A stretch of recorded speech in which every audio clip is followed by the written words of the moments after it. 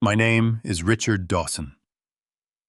I am 77 years old, and I spent 4 decades of my life working as a master builder and general contractor right here in Austin, Texas. I laid the concrete foundation of this very house. I framed every wooden wall. I personally installed the massive panoramic windows in the master suite that overlooked the glittering city skyline.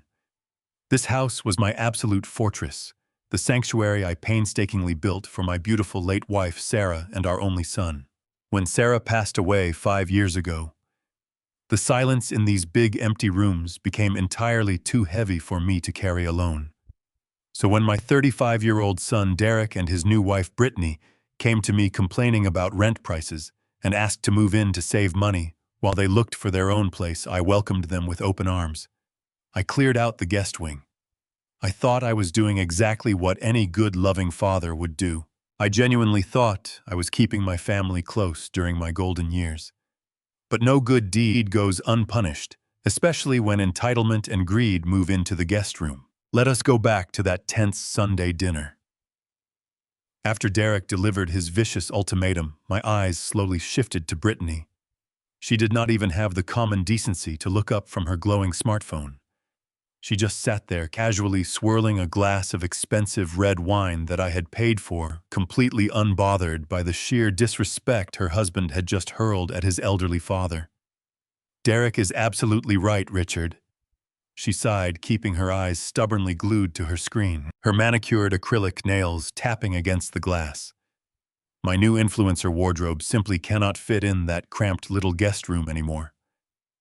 I am getting promotional packages sent to me every single day, and I desperately need the floor space for my professional lighting equipment and rolling clothing racks. Plus, let us be perfectly honest here. An old man like you really and truly does not need a massive panoramic view of the Austin skyline just to sleep at night. The basement is much more practical for someone your age. There are no stairs for you to trip over." She took another slow sip of her wine and smirked, finally glancing up at me with a look of pure, unadulterated entitlement. "That basement is just sitting down there gathering dust anyway. We are honestly doing you a massive favor by getting you situated on the ground level. You should be thanking us." I sat completely frozen in my antique dining chair. The sheer audacity of her words felt like a physical heavy blow to the center of my chest. The basement she was so casually referring to was a 10 by 10 windowless concrete storage bunker where I kept my old rusted power tools, leftover paint cans, and heavy winter gear. It was damp, dark, poorly insulated, and entirely isolated from the rest of the comfortable living space. They were not simply asking me to switch bedrooms to accommodate a growing family. They were treating me like an expired, useless piece of furniture, trying to shove me out of sight into a concrete box so they could claim the crown jewel of the house. I looked back at Derek, desperately waiting for him to correct his wife, waiting for the boy I raised to remember who paid the mortgage, who paid for his expensive college tuition, and who owned the very chair he was currently sitting in. But Derek just crossed his arms defensively and stared back at me, his jaw set in a stubborn, arrogant line. There was no warmth in his eyes, no hesitation, and certainly no respect. He was completely under her spell, perfectly willing to throw his own grieving father into a dark storage room just to keep his demanding wife happy and comfortable. A hot, bitter rage flared up in the back of my throat. Every instinct in my body urged me to stand up, flip the heavy mahogany dining table, and scream at both of them to pack their bags and get off my property immediately. I wanted to remind them that my name, and only my name, was firmly printed on the deed to this 3-acre estate. But you do not spend 4 decades negotiating with ruthless city developers, managing hostile construction crews, and handling high-stakes contracts without learning exactly how to control your temper in the face of absolute disrespect. I took a slow, deep breath, forcing the violent anger down into the pit of my stomach. My eyes drifted away from them and up toward the custom oak molding that lined the dining room ceiling. I vividly remembered the sweltering summer of 1985, standing on a wooden ladder alongside my beautiful Sarah, both of us covered in sawdust and sweat, laughing until our ribs ached as we nailed that exact trim into place.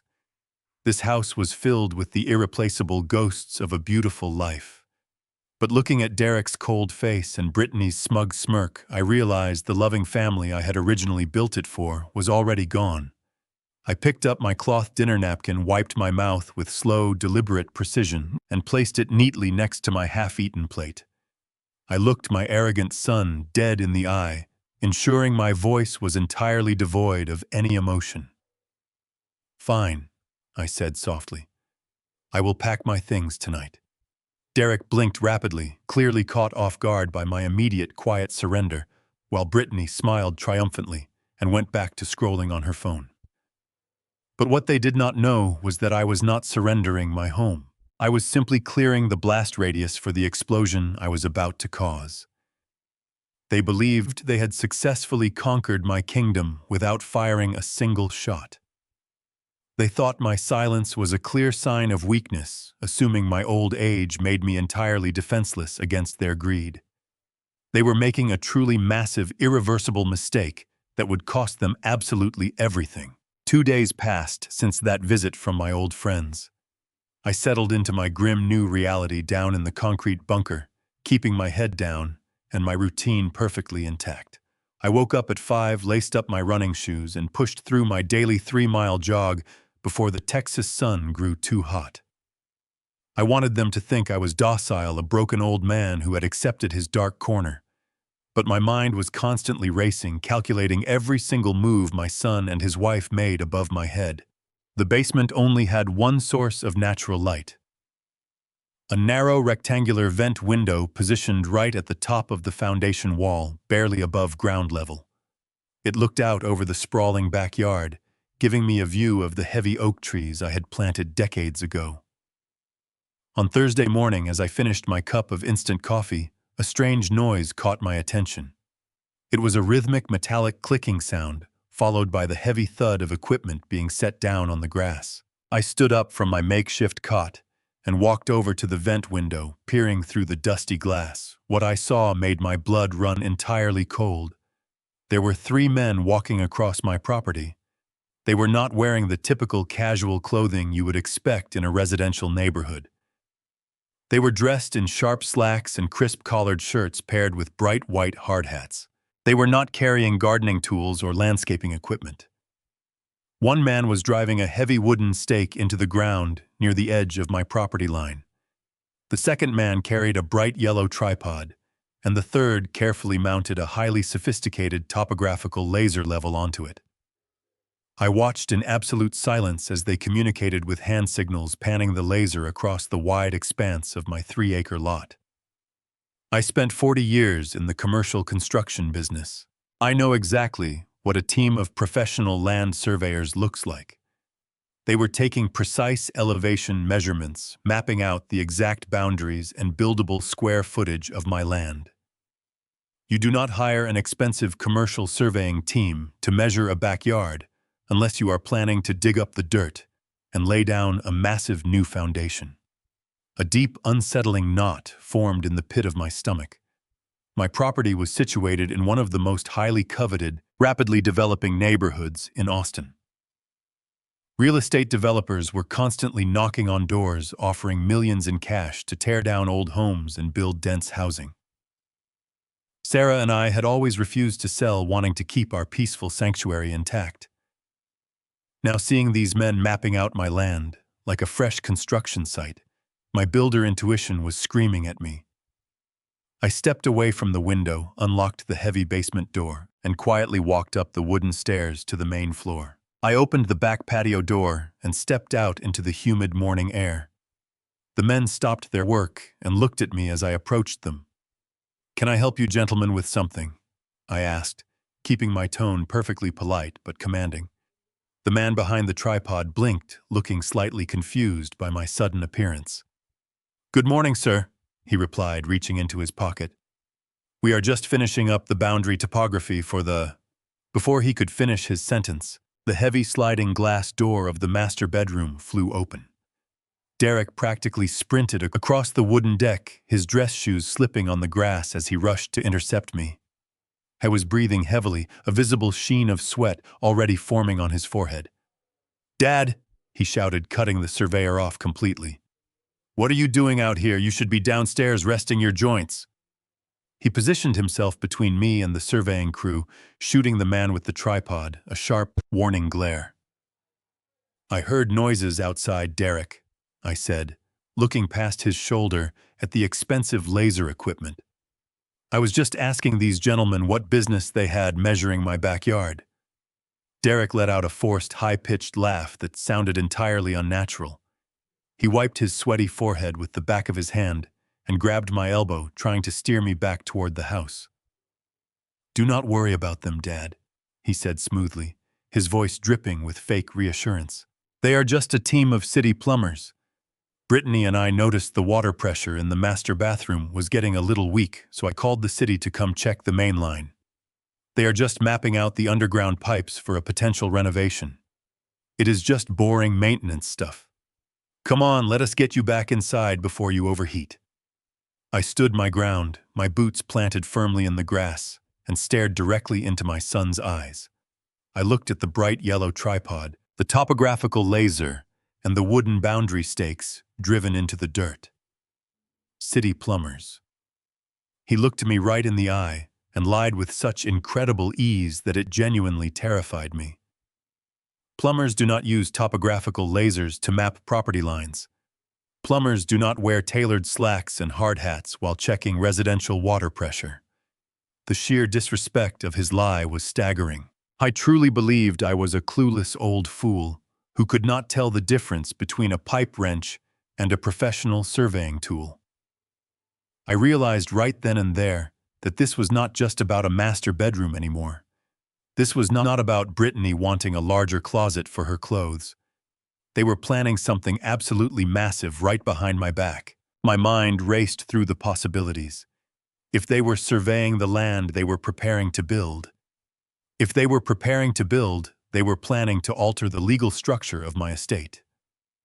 My son was secretly plotting to do something devastating to the property I owned, and he needed me locked away in a concrete basement so I would never see the demolition crews coming. The betrayal cut deeper than any physical wound ever could. My own flesh and blood was actively maneuvering to steal my life's work. But I knew that if I challenged him now, if I called him out on his pathetic lie about the plumbers, he would instantly realize that my mind was perfectly sharp. He would know that I was on to him, and he would simply find a faster, more ruthless way to get rid of me. I needed hard, undeniable proof of his scheme before I struck back. I let my shoulders slump forward deliberately, adopting the posture of a tired, confused old man.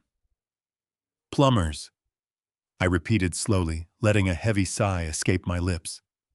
"Well, make sure they do not dig up your mother's rose bushes, Derek. I am going back downstairs to lie down."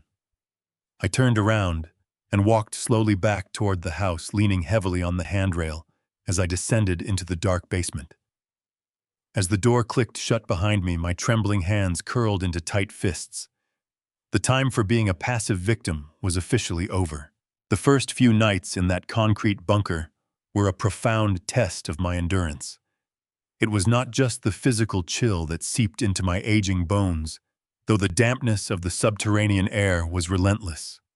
It was the psychological weight of the silence punctured only by the muffled, arrogant sounds of my son's stolen life above. I spent those sleepless hours meticulously cataloging my surroundings. This basement was not just a storage room. I had poured this foundation myself. I knew every hairline fracture in the concrete, every wooden joist supporting the hardwood floors above my head. I began to track their movements with the precision of a predator. By day 3, I knew their entire schedule down to the absolute minute. I knew that at exactly 9:15 a.m. Brittany would begin recording her ridiculous influencer videos in the guest wing.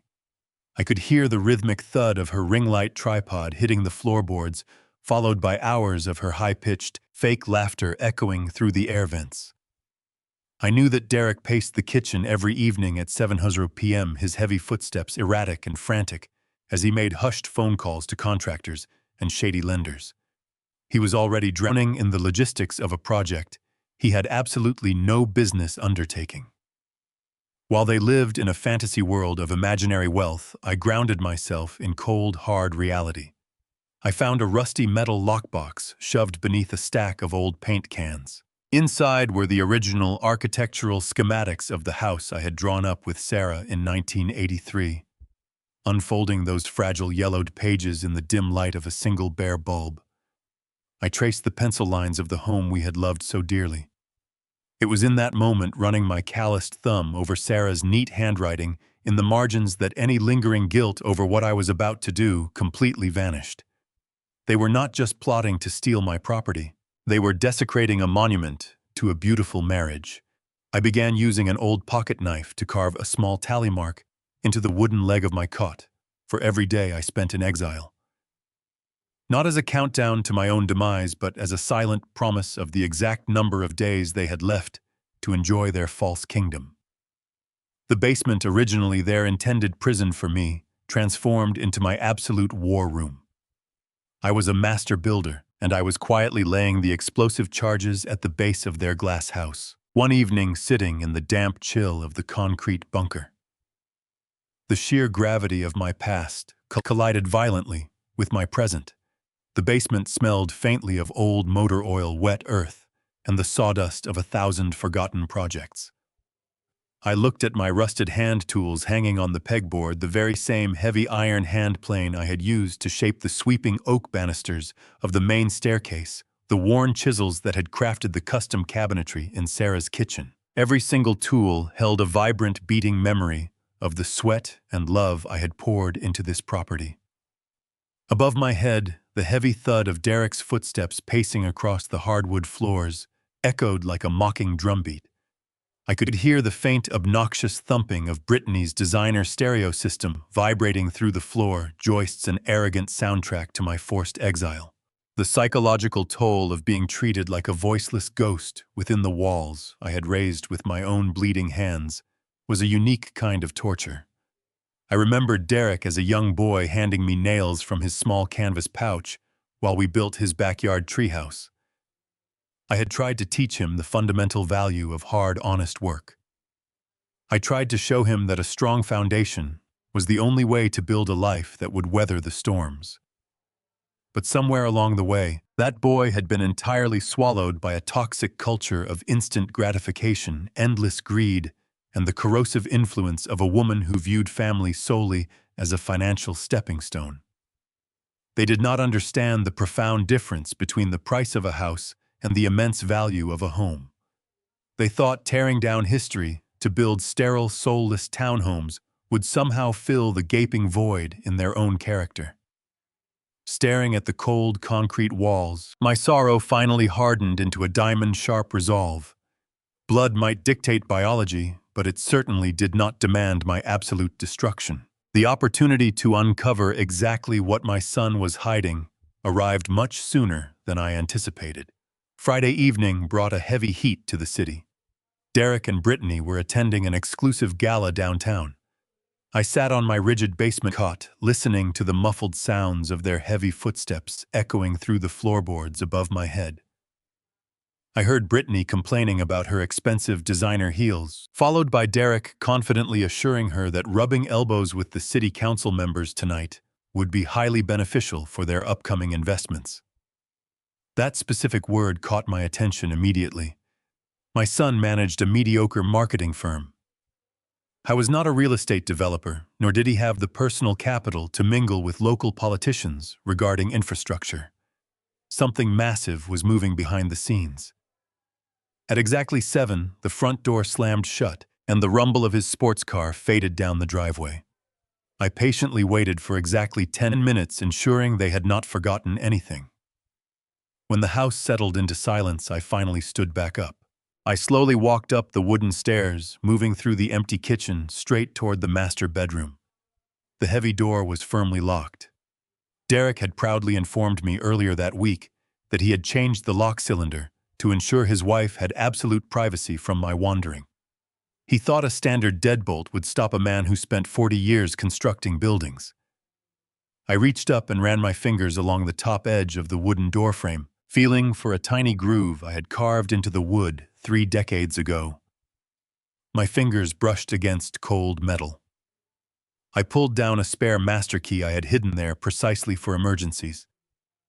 The brass was slightly tarnished, but it slid into the keyhole with a satisfying metallic click. The deadbolt disengaged effortlessly. I pushed the heavy door open and stepped into my old sanctuary. The immediate assault on my senses was overwhelming.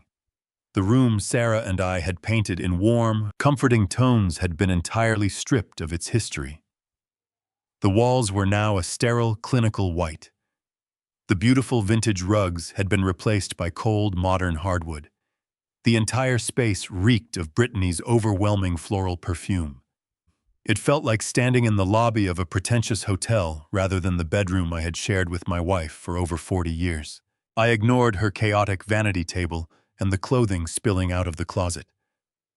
My focus was instantly drawn to the far corner of the room. Near the panoramic window sat a heavy mahogany desk Derek had demanded to inherit. It was a sturdy, intimidating piece of furniture with 3 deep drawers on the right side. I walked over and pulled on the brass handles.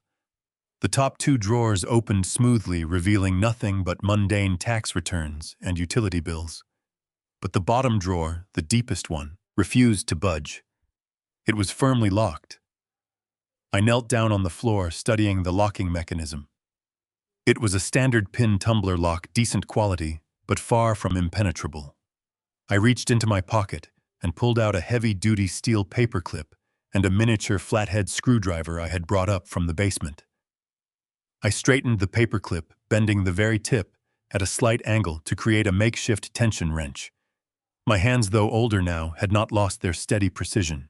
I inserted the screwdriver to apply gentle pressure to the cylinder, then slid the modified paperclip inside. I closed my eyes, relying entirely on touch and sound. One by one, I felt the small brass pins lift and set into place. Within 45 seconds, the locking cylinder rotated smoothly. I pulled the heavy bottom drawer open. It appeared to be filled with thick folders labeled as routine home maintenance. I saw a file marked for plumbing repairs, perfectly matching the lie Derek had spun about the men with the topographical lasers in my backyard. I carefully lifted the plumbing file, digging deeper into the bottom of the drawer. Hidden entirely beneath the mundane paperwork were 3 large, tightly rolled architectural blueprints secured with heavy rubber bands. My heart began to hammer against my ribs. I pulled the heavy blueprints out, placed them flat on top of the mahogany desk, and slowly unrolled them. The intricate blue lines and precise white measurements were a language I had spoken fluently my entire life. I recognized the dimensions immediately. It was the exact topographical layout of my 3-acre property. But the structure drawn over my land was not my home. The house Sarah and I had built, the very walls I was currently standing inside, were marked with a massive, undeniable red stamp that read "Scheduled Demolition." My hands trembled as I stared at the paper. They were not planning a simple renovation. They were planning to tear my existence down to the foundation. I traced my finger over the newly drawn structures. Derek had paid a commercial architect to design 4 massive, ultra-modern luxury townhomes, completely maximizing every single square foot of my property. I pulled a secondary folder from the drawer, my breathing growing shallow. Inside were signed pre-sale agreements and financial projections. Derek had already been quietly marketing these unbuilt luxury units to foreign investors. The projected revenue numbers printed at the bottom of the page were absolutely staggering. They were expecting to pull in over $6 million from the completed subdivision. My son was secretly orchestrating a massive real estate development deal using my prime location land as the blank canvas for his own personal fortune. He had looked me right in the eye, told me the men outside were simply checking water pipes, and sent me down to a concrete basement to rot while he systematically planned the destruction of my home. The sheer scale of his deception was breathtaking. He had moved into my house playing the role of a struggling son, all while calculating the profit margins of my removal. I stared at the blueprints, the harsh reality washing over me in cold waves. He could not legally bulldoze the property or sell the land as long as my name remained firmly on the title deed.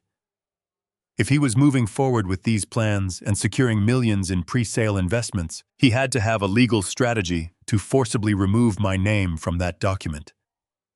A man does not hire surveyors and commission commercial blueprints unless he is absolutely certain he has control of the asset. I rolled the heavy back up my mind, working frantically to connect the missing pieces of this horrifying puzzle. I carefully placed the documents exactly where I found them, burying them beneath the fake plumbing invoices, and locked the mahogany drawer. I erased all traces of my presence, stepping out of the room and pulling the door shut behind me. I slowly walked back down into the cold basement, sitting on the edge of my cot in the dark.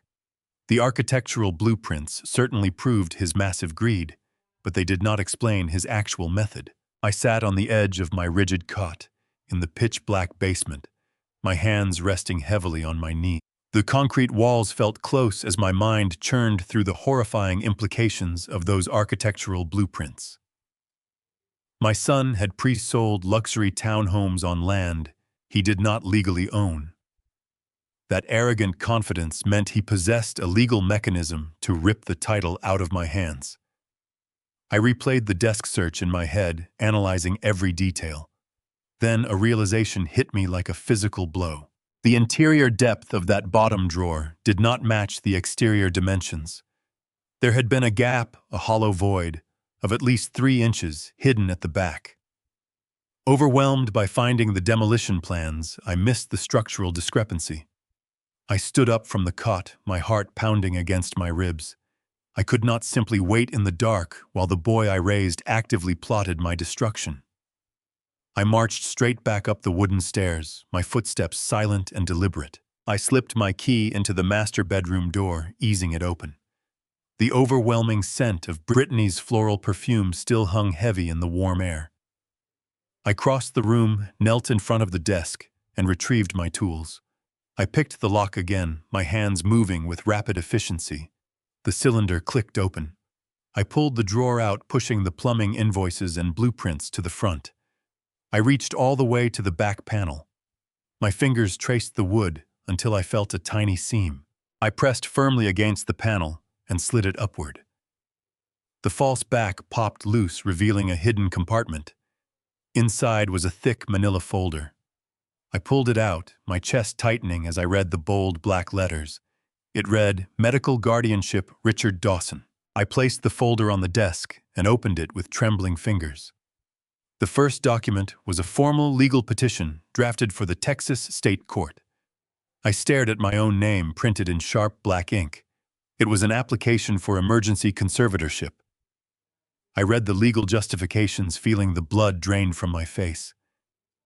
Derek and Brittany had meticulously documented months of fabricated incidents. They claimed I was suffering from severe aggressive dementia. They wrote fictitious accounts of me wandering at night, leaving the gas stove burning, and acting violently toward my daughter-in-law. The petition requested that Derek be granted absolute legal authority over my medical decisions, living arrangements, and financial estate.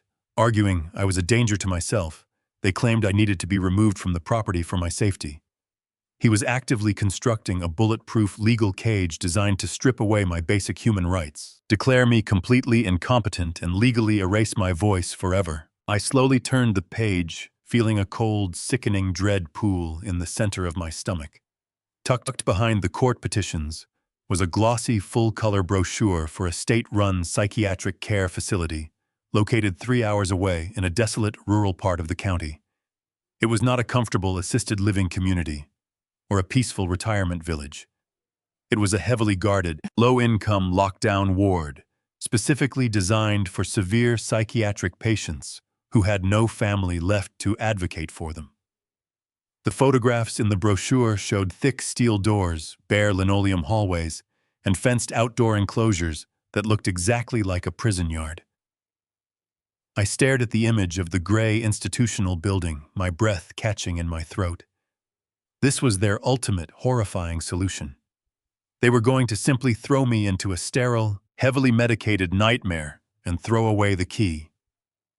Once I was locked behind those steel doors, declared mentally unfit by a judge, I would never be able to hire a lawyer or access my bank accounts. I would be entirely trapped, silenced, and forgotten, left to rot in a cheap hospital gown, while my son brought in the wrecking ball. The sheer, unimaginable cruelty of their plan brought a sudden sting of tears to my eyes.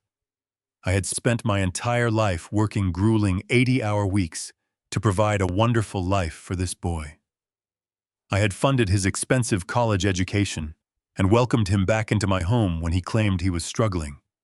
I had loved him with every single ounce of my being, and in return, he viewed my existence as nothing more than a temporary hurdle blocking his path to unearned wealth. He had secretly accumulated massive, dangerous business debts from his failed marketing firm, and he had decided that sacrificing his father's freedom was a perfectly acceptable price to pay to clear his own financial ruin. He was going to seize control of my assets, sell the very ground I stood on, and use the millions from the luxury townhome development to fund his own arrogant lifestyle alongside his greedy, entitled wife. I stood there in the silent bedroom, gripping the edge of the mahogany desk until my knuckles turned completely white. The tears in my eyes dried up, replaced by something entirely different. The profound, heartbreaking sorrow of a betrayed father instantly hardened into cold, calculated warfare. They thought I was just a tired, sentimental old man who would quietly accept his fate. They thought they could shove me into a concrete basement to keep me out of the way while they finalized the paperwork to bury me alive. They severely underestimated the man they were dealing with. You do not survive 4 decades in the cutthroat commercial construction industry without knowing exactly how to dismantle a corrupt foundation. I carefully photographed every single page of the guardianship petition, every fabricated medical claim, and the brochure for the psychiatric facility using my smartphone. I ensured the images were perfectly crisp and legible. Once I had captured all the evidence, I meticulously placed the documents back into the manila folder, tucked it securely into the hidden compartment, and slid the false wooden panel back into place. I rearranged the blueprints and the plumbing invoices, locked the drawer, and wiped down the brass handles to remove any trace of my fingerprints. I slipped quietly out of the bedroom, locked the door, and descended the stairs back into the dark basement. I sat back down on my rigid cot, my mind operating with a terrifying, absolute clarity. My son had declared war on my life, my dignity, and my freedom. He wanted to play a ruthless game of strategy, banking on my supposed weakness and ignorance. But I knew the rules of real estate and legal leverage far better than he ever could. I was not going to confront him and beg for the respect I rightfully deserved. I was going to let him believe his despicable plan was moving forward flawlessly. I was going to smile, nod, and play the exact part of the confused, compliant old man he needed me to be. And then when he was standing at the very peak of his arrogant triumph, I was going to pull the ground right out from under his feet. The time for fatherly patience had officially expired. The next morning, up long before the sun even considered rising over the rolling Texas hills, I sat on the edge of my rigid, uncomfortable cot in the cold, damp basement, mentally rehearsing the performance of a lifetime in the pitch-black silence. If my son and his entitled wife desperately wanted a broken, confused old man who was slowly losing his grip on reality, I was going to give them an award-winning show that they would never forget. I carefully selected my oldest, most worn-out flannel work shirt, a pair of faded denim jeans that hung loosely on my frame, and my heavily scuffed leather boots. I walked up the wooden stairs, deliberately dragging my right foot slightly against the floorboards to make my steps sound incredibly heavy, labored, and unsure. When I entered the bright modern kitchen, Derek and Brittany were already sitting at the massive marble island counter, quietly discussing something over their expensive iced lattes. They abruptly stopped talking the very moment I walked into the room, their eyes darting toward me with a visible mixture of annoyance and sharp caution. I did not confront them. I did not mention the architectural blueprints or the horrifying medical guardianship papers safely hidden back inside that mahogany desk upstairs. Instead, I let my shoulders slump forward dramatically, rubbing my tired eyes as if I were utterly exhausted by the simple everyday act of waking up. I pulled a crumpled, brightly colored travel brochure from my front shirt pocket and slid it slowly across the smooth marble countertop toward my son. I let a long, ragged sigh escape my lips before speaking. "I think you two are absolutely right," I said, making my voice sound shaky, uncertain, and entirely defeated. "This big house is getting to be entirely too much for me to handle alone. The stairs are hard on my aging knees, and my mind just feels incredibly clouded lately. I need a real break from everything." I booked myself a seat on a 3-week senior citizen-guided bus tour out to the Grand Canyon. The bus leaves early tomorrow morning, and I think the dry desert air will do my lungs some good. The reaction from my family was instantaneous and absolutely nauseating to witness firsthand. Derek and Brittany exchanged a rapid, wide-eyed look across the kitchen island. It was a look of pure, unadulterated thrill mixed with the vicious greed of two scavengers, realizing their prey had just willingly walked right into a carefully laid trap. Derek quickly attempted to mask his overwhelming excitement, clearing his throat and forcing an expression of deep, paternal concern onto his otherwise cold face. "Dad, that is a truly wonderful idea," he said, picking up the glossy brochure and pretending to carefully examine the daily itinerary printed on the back. "Getting out into nature and breathing some fresh air will do wonders for your aching joints and your memory. Do not even worry about a single thing around the property while you are gone. Brittany and I will handle absolutely everything here at the house. Take all the time that you need to fully recover your strength." Brittany immediately chimed in, her voice dripping with that fake sugary sweetness I had grown to absolutely despise over the past few weeks. "Oh, Richard, let me go downstairs right now and help you pack your bags. We want to make sure you have enough warm sweaters for those chilly desert nights. I will even pack your favorite snacks for the long ride so you do not get hungry on the open road." They spent the entire afternoon practically tripping over themselves to push me out the front door. Brittany folded my shirts with a terrifying enthusiasm, eager to clear out my remaining physical presence from the concrete basement. Derek happily arranged for a private luxury car service to pick me up the following morning, paying for it with his own corporate credit card, just to ensure I actually left the premises without any sudden delays or changes of heart. They were so blinded by their impending victory, so eager to finally have the sprawling estate entirely to themselves, that they completely failed to notice how calm, quiet, and observant I remained throughout their frantic packing preparations.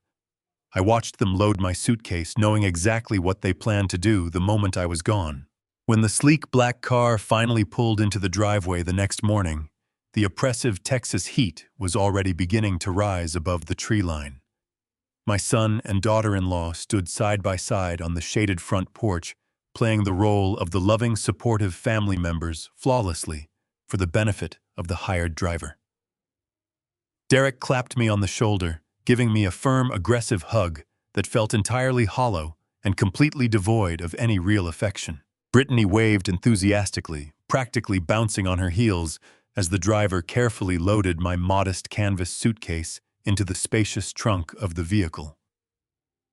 I rolled down the tinted back window, offering them one final tired and deeply convincing smile. "Thank you for watching over the place while I am away," I said, my voice intentionally soft, wavering, and full of misguided gratitude. "I will make absolutely sure to call you when the tour bus finally reaches the terminal in Arizona." Derek smiled broadly, his eyes already gleaming with the dark, ruthless anticipation of liquidating my entire estate the very moment my car was out of sight. "Have a great trip, Dad. We will see you when you get back. Do not worry about a single thing here." The driver put the car in gear, and we slowly rolled down the long, oak-lined driveway. I watched my son and his deceitful wife shrink in the rearview mirror until they were nothing but tiny, insignificant specks standing on the porch of the beautiful home I had built with my own two hands. The second, the heavy vehicle turned the corner and merged onto the busy main highway, completely out of their line of sight. My entire physical demeanor changed. I sat up perfectly straight, rolling my stiff shoulders back and taking a deep, powerful, and steadying breath. The carefully crafted facade of the broken, confused, and vulnerable old man instantly vanished into thin air. I reached forward and firmly tapped the thick glass partition separating me from the driver. "Excuse me, son," I said, my voice suddenly sharp, clear, and ringing with absolute authority. "There has been a slight change of plans this morning. We are not going to the bus terminal. I need you to turn this car around right now and take me directly to the financial district in downtown Austin. I have a highly important meeting with my lawyer, and we have a whole lot of aggressive business to take care of today." They mistakenly believed that they had successfully outsmarted me, but they were about to face the most devastating reality check of their entire miserable lives. I am going to ensure that my greedy son and his wife never step foot inside my beautiful house again. The luxury car my son paid for glided onto the interstate, taking me away from the suburban deception and straight into the towering steel heart of downtown Austin. The driver remained silent, perfectly content to ignore the old man in the back seat. I watched the sprawling city pass by through the tinted window, feeling an intense, burning clarity wash over my mind. For weeks I had played the role of the frail, deteriorating father, biting my tongue, while my own flesh and blood openly plotted my absolute destruction. But that theater production was officially over. I was no longer the docile victim they thought they were burying. I was a master builder, and it was time to tear down the rotten structure they had tried to build on top of my life. The driver pulled up to the curb outside a massive high-rise building that housed some of the most ruthless corporate law firms in the state of Texas. I handed him a $50 bill, thanked him for the ride, and stepped out onto the busy sidewalk. I walked through the revolving glass doors with my shoulders pulled back and my spine perfectly straight. I did not need a walking cane, and my memory was sharper than the crease of the expensive suits walking past me in the lobby. I stepped into the elevator and pressed the button for the 42nd floor.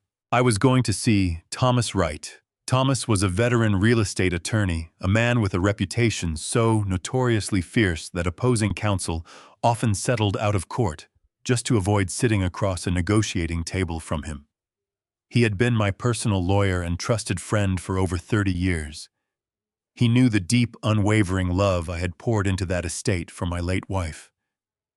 The elevator doors glided open, and I walked past the stunned receptionist directly toward his massive corner office. I pushed the heavy oak door open without bothering to knock. Thomas looked up from his messy desk, his reading glasses sliding down the bridge of his nose. His eyes widened in absolute shock. He stood up, smoothing his tailored suit jacket, clearly struggling to process my unannounced arrival. He checked his digital calendar, confusion written entirely across his weathered face. He told me I was supposed to be on a 3-week bus tour heading toward the Grand Canyon. He said Derek had called his office yesterday to confirm the travel itinerary and ask questions about my estate planning documents. I let out a dry, humorless laugh as I walked over and took a seat in the heavy leather chair opposite his desk. I told Thomas the bus tour was nothing but a convenient smokescreen. I reached into my jacket pocket, pulled out my smartphone, and placed it flat on his polished mahogany desk. I opened the photo gallery and pushed the device toward him. I simply told him to swipe through the images I had captured inside the hidden compartment of my son's desk. Thomas adjusted his glasses and picked up the phone. The bustling noise of the city outside the window faded away as a heavy, suffocating silence filled the office. I watched his seasoned professional demeanor fracture piece by piece. He stared at the high-resolution images of the architectural blueprints, clearly recognizing the topographical layout of my property and the massive red stamp indicating the scheduled demolition of my family home. He saw the projected profit margins for the luxury townhomes Derek had already begun pre-selling to foreign investors. But the real shift happened when he swiped to the next series of photographs. Thomas went pale as he read the fabricated medical guardianship petitions. His eyes scanned the drafted legal documents claiming I was a violent, confused dementia patient who needed to be stripped of all basic human rights. He saw the glossy brochure for the psychiatric lockdown facility where they planned to abandon me. Thomas slowly lowered the phone, his hands shaking with an outrage I had rarely seen in his 30-year career. He looked at me, his voice thick with genuine horror and deep sorrow. He said this was the most despicable case of elder fraud he had ever witnessed. He immediately reached for his desk phone, promising to draft a massive lawsuit, secure a restraining order, and drag Derek through a brutal, humiliating public trial that would ruin his life forever. I reached across the desk and firmly pressed my hand down over his, stopping him from dialing the number. I looked my oldest friend directly in the eye, my voice lowering to a deadly, unwavering calm. I told him I did not want to sue my son. Suing him would mean sitting in a courtroom for months arguing over emotions and intentions while he played the victim. I told Thomas I did not want sympathy, and I certainly did not want a lengthy legal battle that would drain my energy. I wanted to completely annihilate his reality. I wanted to burn his arrogant kingdom to the ground in a single devastating move. Thomas stared at me, registering the cold, calculated determination in my voice. He put the phone down, opened his laptop, and quickly bypassed security screens to access the official county property records. His fingers flew across the keyboard as he pulled up the master file for my estate. I sat back, watching the gears turn in his brilliant legal mind. My son was young, greedy, and incredibly arrogant, which meant he was also sloppy. Derek had mistakenly assumed that because he was my only living heir, he automatically held intrinsic leverage over my assets. He assumed that a simple guardianship order would immediately grant him the legal authority to sign away the deed to the property and begin his lucrative demolition project. He failed to conduct a proper, thorough title search on the home he was currently sleeping in. Thomas turned his laptop screen around so I could see the digital records clearly. A slow, predatory smile spread across his face, replacing his initial shock with pure legal ruthlessness. Thomas stood up and walked over to his massive floor-to-ceiling windows, looking out over the Austin skyline that both of us had spent our entire careers helping to shape. "Your son is playing a remarkably dangerous game of checkers, Richard, while actively stumbling through a high-stakes minefield," Thomas murmured, his sharp legal mind already dissecting the incoming slaughter. He explained that Derek had fallen victim to the most common fatal assumption made by entitled heirs, the blind belief in automatic inheritance. Derek assumed that the mere biological fact of being my next of kin, combined with a fabricated medical emergency, would automatically bypass the intricate legal safeguards of a commercial trust. He is likely bleeding his failing marketing firm dry to pay for those architectural blueprints and topographical surveyors. Thomas continued, turning back around with a predatory glint in his eye. He is securing massive, high-interest margin loans against the projected future value of a property he does not even technically own yet. It is a house of cards built entirely on the fragile assumption that you will quietly fade away. Thomas called his senior paralegal into the office, shutting down his entire afternoon schedule to focus exclusively on crafting my vindictive masterpiece. They began drafting documents with a terrifying surgical precision. We were not just going to pull the rug out from under Derek, we were going to legally annihilate the very floor he was standing on. Thomas explained that the 72-hour eviction notice we were preparing was a specific, unchallengeable mechanism rooted deep in Texas commercial real estate code, because the property would be transferred into a corporate entity. Derek's status would instantly shift from a familial resident to a hostile commercial squatter. There would be absolutely no room for tenants' rights, no leniency for domestic disputes, and zero legal delays. Thomas was orchestrating a flawless, inescapable checkmate. He pointed to a specific, heavily fortified clause buried deep within the property filings. 30 years ago, Thomas had advised me to place the property under an ironclad trust deed. It was a specialized legal structure designed to protect master builders from sudden familial disputes. The deed explicitly stated that I, as the primary and sole trustee, retained the absolute unchallengeable right to liquidate the property instantly at any given time without requiring a single signature, consent form, or waiting period from familial beneficiaries. Derek could forge all the medical documents he wanted, but until a judge slammed a gavel down and officially ruled me incompetent in a court of law, his entire scheme was legally worthless. My mind was perfectly sound, and I possessed the unilateral power to sell the ground right out from under his feet today. I looked at Thomas returning his predatory smile with fierce satisfaction. The trap was set, and it was finally time to introduce my son to a real monster. Thomas did not waste a single second. He immediately reached for his desk phone and bypassed his usual legal contacts, dialing a direct private number he kept reserved for only the most aggressive corporate maneuvers. If my son wanted to play the role of a ruthless real estate developer, I was going to ensure he met the undisputed king of that particular jungle. His name was Victor Thorne. Victor was a notorious, cutthroat commercial developer who had practically monopolized the downtown Austin skyline over the past 2 decades. He was a man who devoured small businesses, crushed neighborhood associations, and paved over historical lots without batting an eye. For the last 10 years, Victor had been relentlessly trying to purchase my 3-acre property. He saw my land as the absolute perfect location for a massive multi-million-dollar commercial shopping plaza. He had sent me countless letters, left aggressive voicemails, and even showed up at my front door holding blank checks, completely desperate to secure the zoning rights. Sarah and I had always chased him off our porch, refusing to let his corporate bulldozers destroy our peaceful sanctuary. But the circumstances had drastically changed. My sanctuary had already been violated from the inside, and now I needed a bulldozer of my own. Thomas spoke rapidly into the receiver, speaking in hushed, serious tones. When he hung up the phone, he looked at me with a mixture of professional awe and deep respect.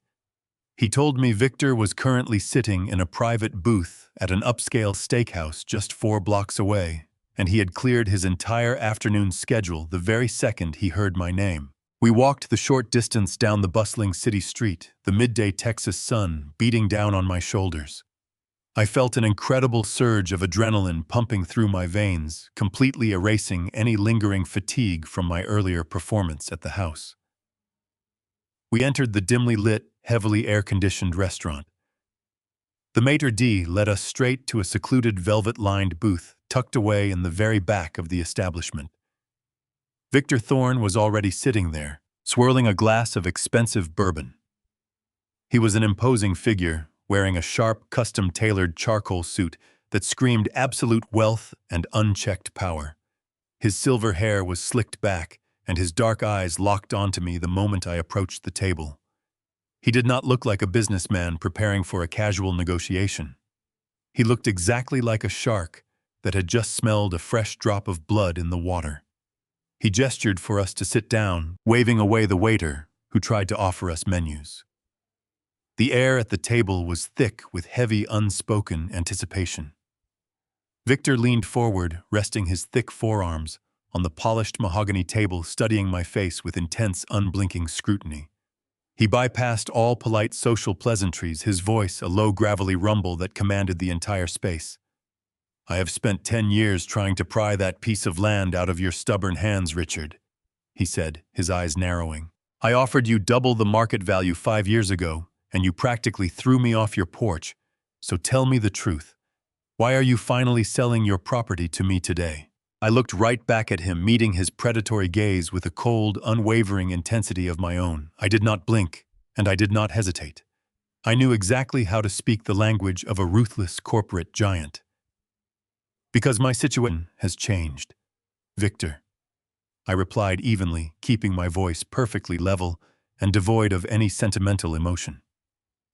"And because I know you have the infrastructure, the capital, and the absolute lack of moral hesitation required to execute this transaction exactly the way I need it done. I am not here to negotiate or haggle over pennies. I am going to give you my absolute bottom line, and you are going to say yes." Victor raised a single intrigued eyebrow, silently urging me to continue. I leaned slightly closer to the center of the table, laying out my unbendable terms.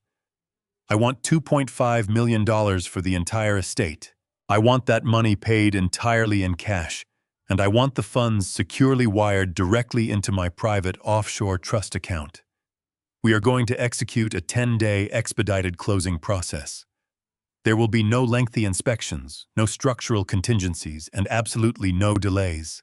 The property is being sold to you completely as is, which legally includes every single piece of furniture, artwork, and physical asset currently sitting inside the walls of that house. Victor absorbed the information instantly, his mind rapidly calculating the massive profit margins he would inevitably make by securing my prime real estate for a fraction of its true commercial development value.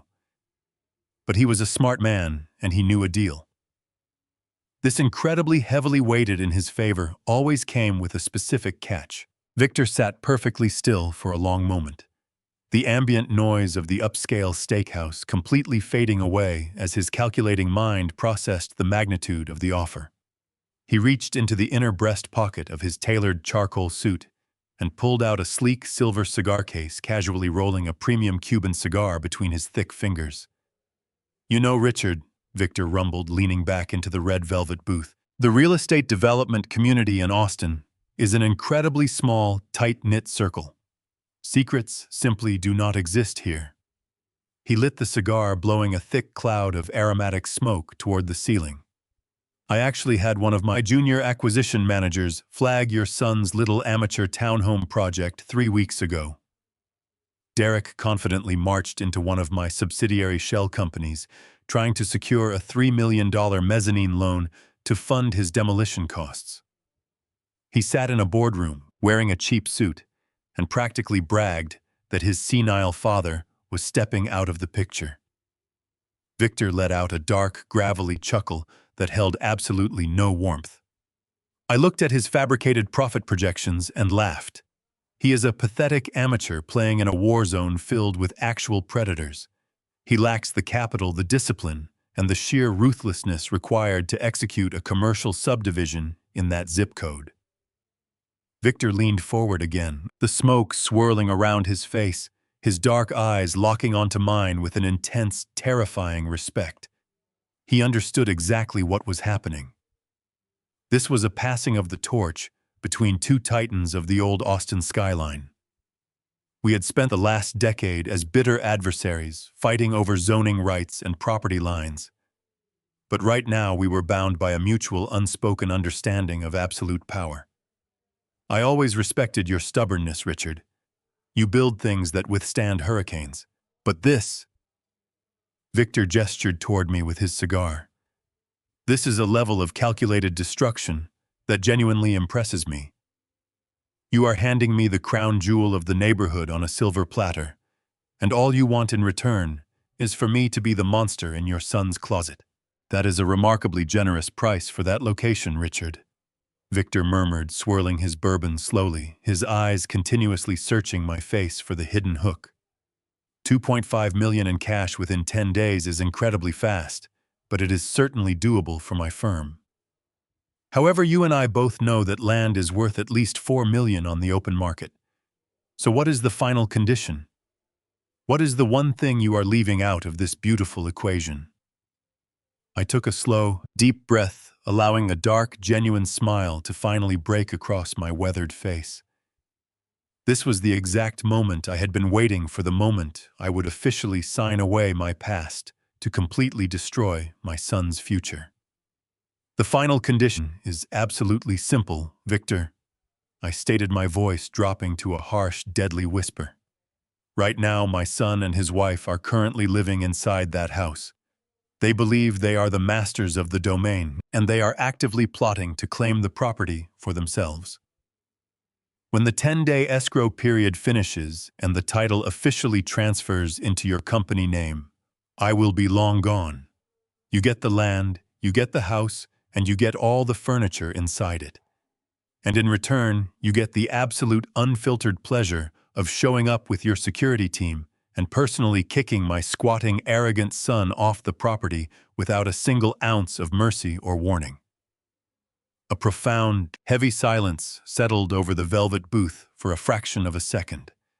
Then Victor Thorne threw his head back and let out a booming, genuinely delighted laugh that echoed through the quiet restaurant. He understood the assignment perfectly. He grinned a wicked, terrifying smile, his dark eyes shining with pure, malicious joy. He reached across the polished table and extended his large, heavy hand toward me. I reached out and firmly gripped his hand, sealing the absolute destruction of my own flesh and blood. The ironclad contract was officially struck right there in the booth, and my arrogant, foolish son had absolutely no idea that his entire stolen world was about to finally collapse.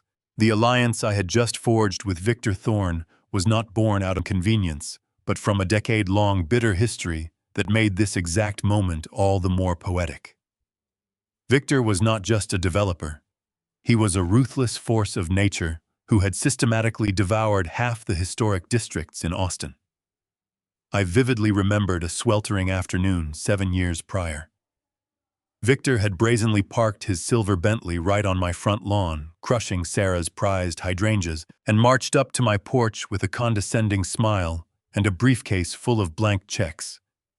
I had met him at the door with a 12-gauge shotgun resting casually in the crook of my arm, politely advising him that if his shiny Italian leather shoes took one more step onto my porch, I would use his Bentley for target practice. He had retreated that day, his eyes blazing with furious humiliation, swearing he would eventually own the dirt beneath my feet. Now, sitting across from him in the dimly lit steakhouse, the irony was thick enough to cut with a steak knife. We were two old alpha wolves who had circled each other for years, finally realizing we shared a common, pathetic enemy. As the waiter cleared our empty glasses, Victor leaned in the ice in his fresh bourbon, clinking softly. "You know, Richard," he rumbled, his voice dropping an octave, "in my line of work I see families tear each other apart over pennies every single day. I see siblings knife each other in probate court over a dead parent's watch. But your son is a special breed of parasite. He lacks the spine to stab you in the chest, so he tried to bury you alive." Victor took a slow drag from his Cuban cigar, the embers glowing bright orange. "I am going to enjoy this, not just for the profit margin, but for the sheer sport of it. I have a specialized demolition crew on retainer boys who do not ask questions and who absolutely love making a lot of noise. I will make sure they run the dozers rich and loud." I nodded slowly, deeply appreciating the dark synergy between us. I was not just selling my land to a corporation. I was unleashing a localized hurricane directly onto Derek's head. Victor called for the check, tossing a crisp $100 bill onto the silver tray. As we stood to leave, the ambient chatter of the restaurant seemed to part around us. We were no longer adversaries. We were the architects of a beautifully cruel catastrophe, and Victor was eager to start the demolition. I left the steakhouse feeling 10 years younger. I walked alongside Thomas back to his towering office building where we spent 2 hours finalizing the legal paperwork required to expedite the commercial sale. Victor Thorne moved with terrifying speed.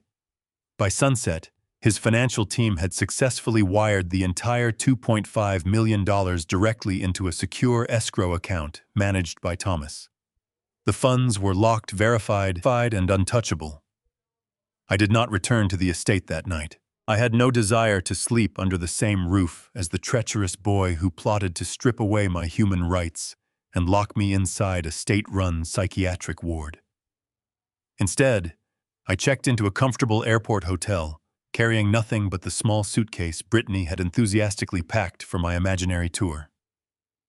I booked a first-class ticket on the earliest morning flight out of Texas. I was heading to Telluride, Colorado.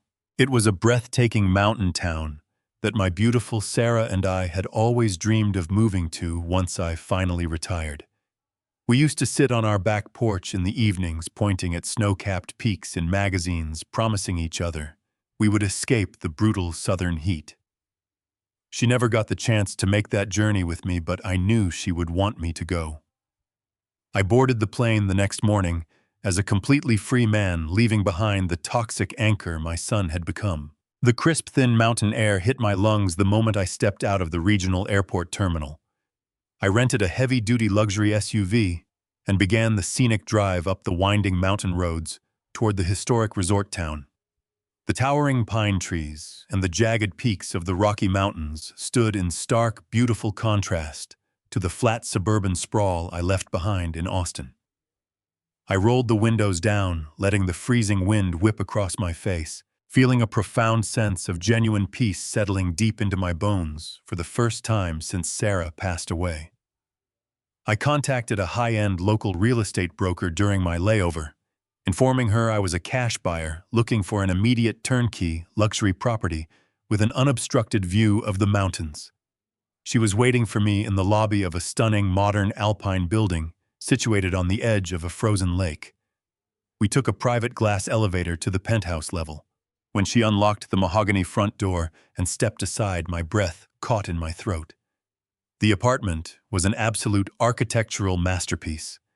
It featured soaring vaulted ceilings with exposed natural timber beams, massive floor-to-ceiling windows, perfectly framing the snow-covered peaks, and a gorgeous stone fireplace in the center of the sprawling living room. The kitchen was outfitted with dark granite countertops, stainless steel appliances, and custom oak cabinetry that appealed perfectly to my lifelong builder sensibilities. It was fully furnished with plush, rich leather furniture and thick woven wool rugs. I walked slowly out onto the expansive wrap-around balcony, gripping the cold wrought iron railing, and stared out at the breathtaking wilderness. There was no noise, no traffic, and absolutely no manipulative family members plotting to steal my life from me. The silence was absolute perfection. I turned back to the eager real estate agent who was nervously rambling about the square footage and the heated floors. I gently held up my hand to stop her rehearsed sales pitch. I told her I did not need to hear another word. I pulled my checkbook from my inner jacket pocket, asked her for the final all-inclusive price, and told her I wanted the keys in my hand by the end of the day. Her jaw practically hit the hardwood floor, but she recovered quickly, ushering me back down to her office to process the immediate cash transaction. Because I had the liquid capital ready and waiting in my secure accounts, we bypassed all the usual tedious mortgage approvals and lengthy bank delays. By the time the afternoon shadows began to stretch across the snowy valleys, the luxury penthouse was officially and legally mine. I walked back into my new home alone, locking the heavy deadbolt behind me. I dropped my small canvas suitcase in the spacious master bedroom, entirely unbothered by the lack of an influencer wardrobe. The transition from the oppressive, humid sprawl of Austin to the crisp, elevated sanctuary of Telluride was a complete shock to my senses, a rebirth I had not realized I desperately needed. The town itself looked like a beautiful oil painting. Sarah used to hang in our hallway, a picturesque enclave of Victorian storefronts, rustic timber lodges, and winding cobblestone streets nestled tightly into a steep, snow-covered box canyon. During my first full day as a Colorado resident, I did not just sit inside my luxurious penthouse. I wandered through the town, breathing in the scent of roasting coffee beans and burning pine that permanently hung in the thin mountain air. I found a local hardware store on a quiet corner. A charming, cluttered shop run by a grizzled man named Elias, who had fine sawdust permanently ingrained in his thick white beard.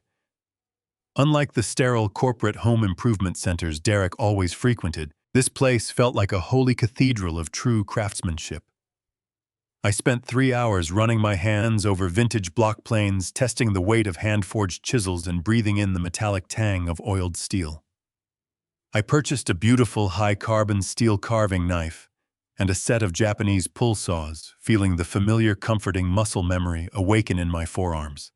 I was not just buying tools, I was reclaiming my entire identity. Later that afternoon, I hiked up a moderately steep trail that overlooked the entire valley. The physical exertion burned my lungs and made my aging thighs ache, but it was a glorious, validating pain.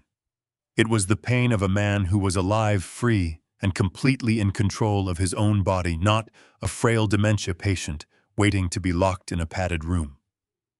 I sat on a weathered granite boulder, looking down at the tiny ant-like cars moving along the mountain pass below. I felt a profound detachment from the chaos I had left behind in Texas.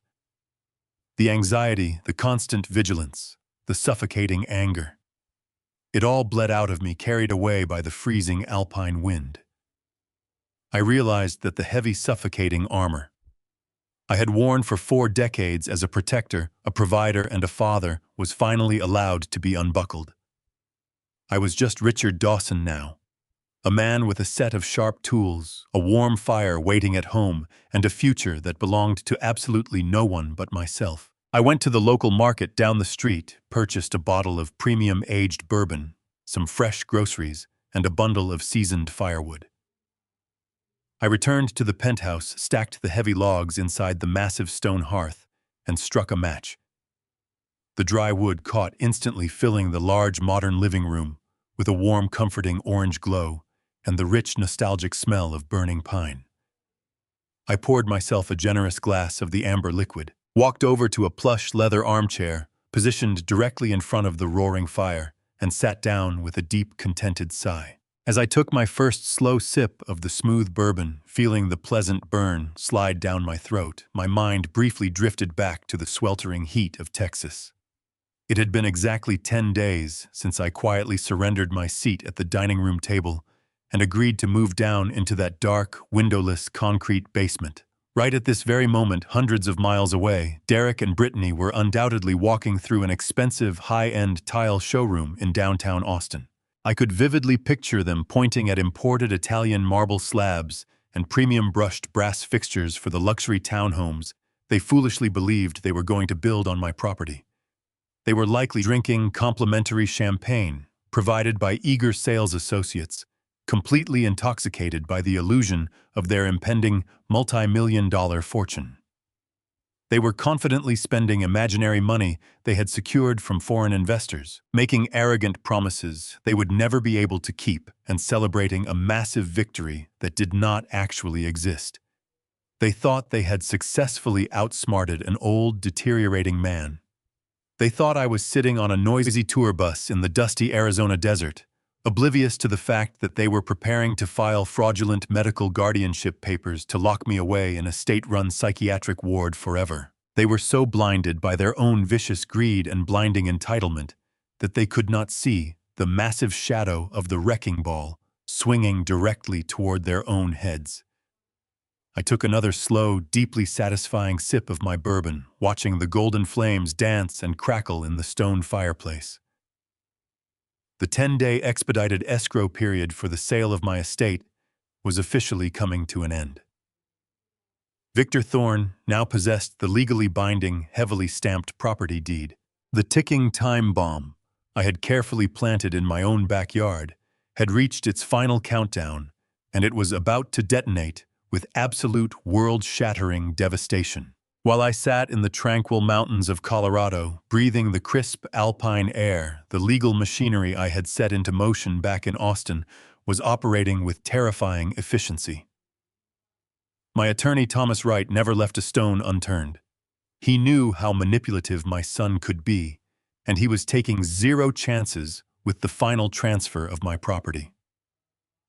Over those 10 days, the massive $2.5 million cash payment remained safely locked inside a guarded escrow account, waiting for the county clerk to officially process the paperwork. Victor Thorne, the predatory commercial developer now waiting in the shadows, had his own legal team constantly monitoring the situation, ensuring every single signature was authenticated and every boundary line was verified.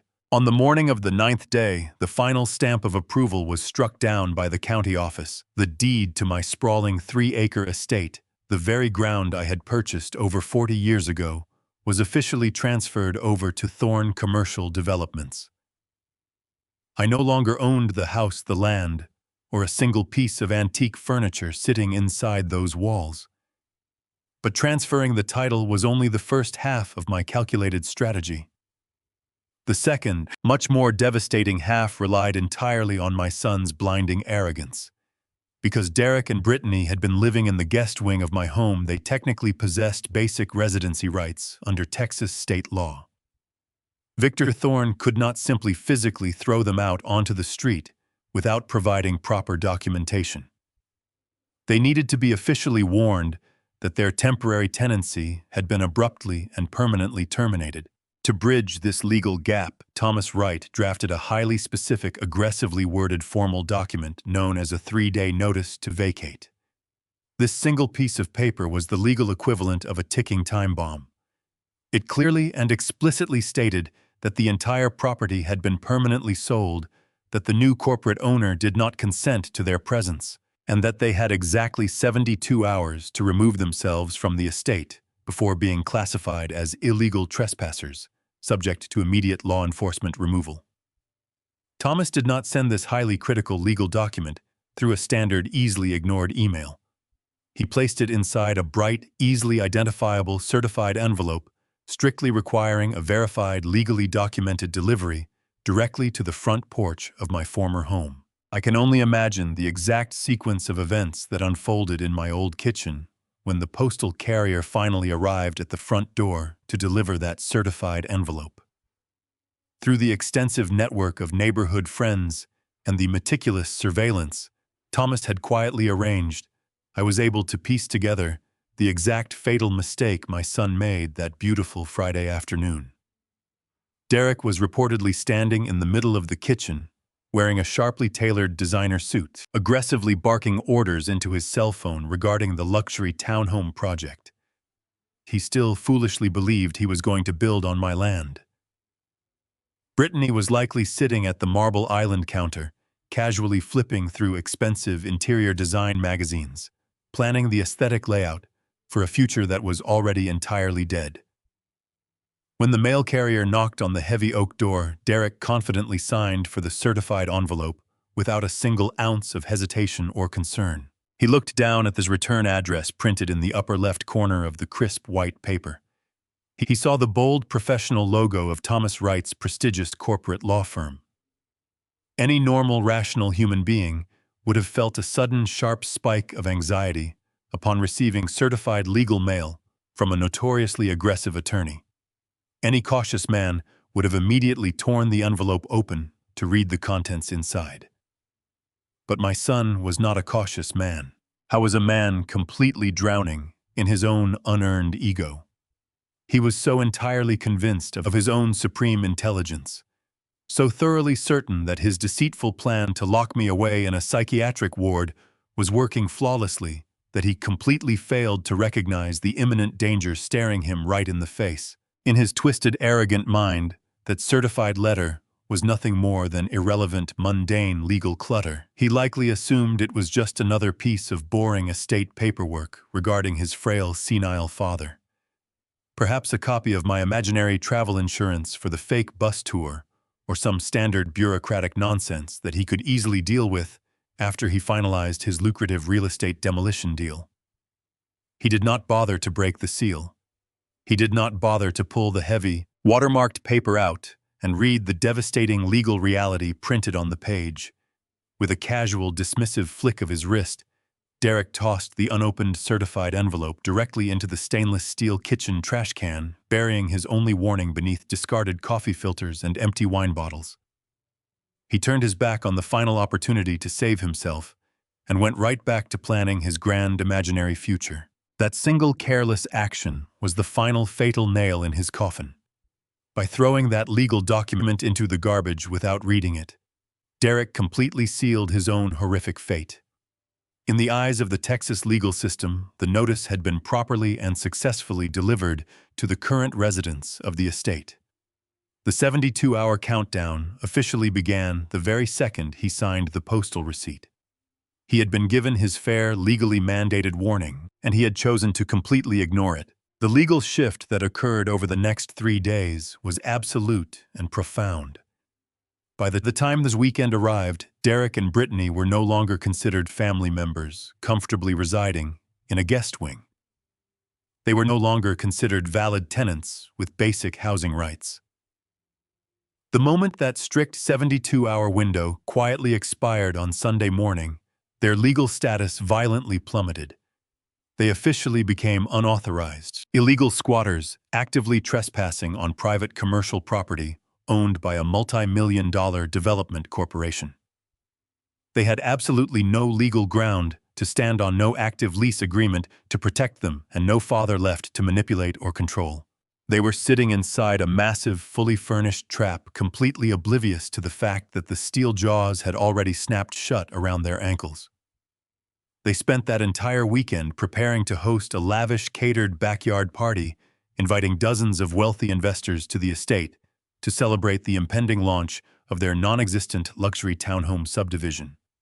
They hired expensive private chefs, ordered crates of premium champagne, and set up elegant white tents across the very lawn that Victor Thorne now exclusively owned. They were preparing to put on the absolute performance of a lifetime, completely unaware that the real show was about to crash right through their front gates. The stage was perfectly set, the legal groundwork was flawlessly cemented, and the devastating consequences of their own blinding greed were racing down the highway toward them. I sat quietly and peacefully by the roaring fire in my beautiful mountain penthouse, sipping my bourbon and patiently waiting for the inevitable brutal storm to finally and permanently break over their arrogant, completely oblivious heads. That beautiful Saturday afternoon arrived in Austin, with bright, cloudless blue skies and a gentle, warm breeze that seemed tailor-made for an outdoor celebration. Down in the sprawling backyard of my former estate, Derek and Brittany were hosting what they firmly believed would be the defining moment of their lives. Through the network of contractors and neighborhood observers my lawyer Thomas had put into place, I received a moment-by-moment account of exactly how their lavish, catered event unfolded. They had spared no expense utilizing the credit lines of Derek's failing marketing firm to rent massive, elegant white canvas tents that stretched across the manicured green lawn. A string quartet played classical music in the shaded corner of the garden, while a team of hired waiters carried silver trays loaded with caviar and crystal flutes. They invited 20 of the wealthiest real estate investors in the county to officially pitch their multi-million-dollar luxury townhome project. These were heavy-hitting financial backers, men and women who expected professionalism and legally sound business propositions before they ever signed a single check. Derek paraded confidently around the patio in a bespoke suit he could not actually afford, shaking hands and loudly boasting to anyone listening about the prime location of the land they stood on. Brittany stood by his side, draped in designer silk, pointing out exactly where foundation lines would be poured and where the infinity pool would be installed. They were completely intoxicated by their fabricated success, absolutely certain the ink on their fraudulent guardianship papers would soon dry and grant them total legal control over my life. They moved through the wealthy crowd with practiced grace, completely ignoring the fact they stood on ground belonging to a ruthless commercial developer. Every smile they flashed was built on a foundation of lies. They were selling a future they did not own, gambling with money they did not have, and celebrating the destruction of a father who gave everything. The blinding arrogance required to host such a public event, while actively ignoring an eviction notice, was truly staggering. As the afternoon sun began to dip toward the horizon, casting a warm glow over the gathering, Derek decided it was time to finalize his grand presentation. He stepped onto the raised stone patio, tapping a silver spoon against his champagne flute to gather the undivided attention of the wealthy crowd. The string quartet immediately stopped playing, and the 20 investors turned their expectant faces toward my son. Derek grasped a polished microphone, flashing a bright, practiced smile that completely hid the malicious nature of his actual character. He thanked everyone for attending his launch event, transitioning into his highly rehearsed, deeply deceptive sales pitch. He spoke eloquently about the changing landscape of the Austin housing market and the desperate need for gated residential communities in this specific coveted zip code. He gestured widely with his free hand, encompassing the 3-acre estate with an arrogant motion. Then, he delivered the ultimate sickening lie required to seal the deal. He lowered his voice, adopting a tone of fake sorrow that made the blood boil in the veins of anyone who actually knew the horrible truth. He told the crowd that this beautiful property had been in his family for decades, but that his beloved father, bless his declining mind, had recognized he was no longer capable of managing such a physical burden. He lied right through his teeth, publicly declaring that I had willingly stepped aside, moving into a care facility, so that his brilliant wife and he could finally usher in a brand new, highly profitable era of luxury modern living. He proudly raised his crystal glass of champagne high into the air, offering a confident toast to the future, to progress, and to the massive historic financial returns they were all going to share together. The investors, completely fooled by his sharp suit and his articulate, convincing presentation, began to nod in eager agreement. They murmured their strong approval, thoroughly impressed by his aggressive vision and the sheer, undeniable value of the land sitting directly beneath their expensive leather shoes. They collectively raised their own glasses in response, the sharp, clear sound of delicate crystal clinking together, echoing across the sprawling garden. It was the absolute, undeniable peak of Derek's monumental hubris. He was standing on the highest possible mountain of his own ego, basking in the warm, validating glow of wealthy investors who were just seconds away from writing him massive, life-changing checks. He firmly believed that he had successfully conquered the world thoroughly, outsmarted his own aging father, and securely cemented a permanent place among the elite commercial developers of the entire city. He took a long, victorious sip of his chilled champagne, closing his eyes to truly savor the sweet, intoxicating taste of his stolen triumph.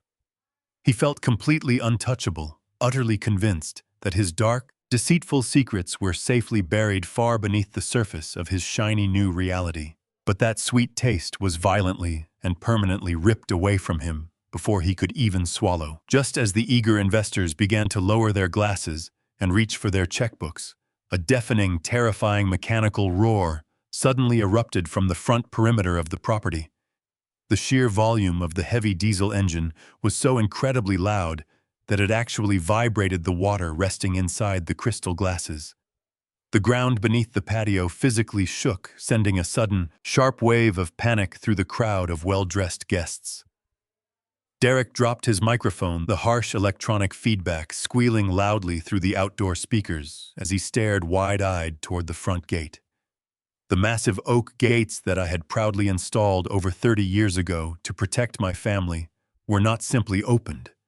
They were violently smashed completely off their iron hinges by the reinforced steel blade of a 40-ton yellow commercial bulldozer. The heavy wooden planks splintered and cracked into 100 jagged pieces, flying across the paved driveway like tiny matchsticks.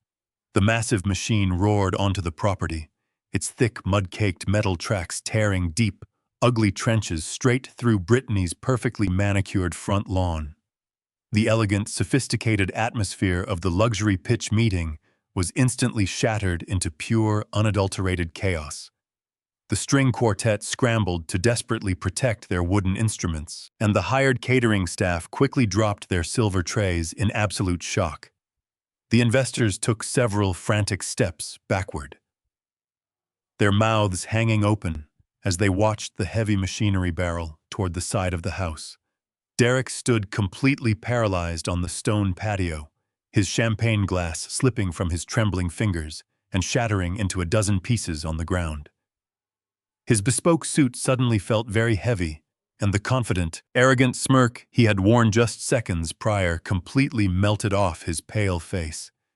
The ticking time bomb had finally reached absolute zero, and the massive, devastating explosion he never once saw coming had just aggressively driven right through his front door. He was completely defenseless.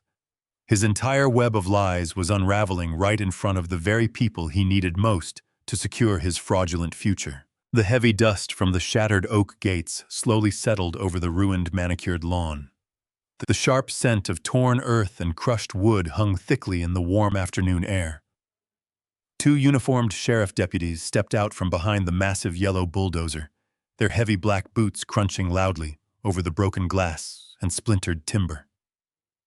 The lead deputy, a tall, imposing man with a stern expression, walked directly toward the raised stone patio where my son stood completely frozen.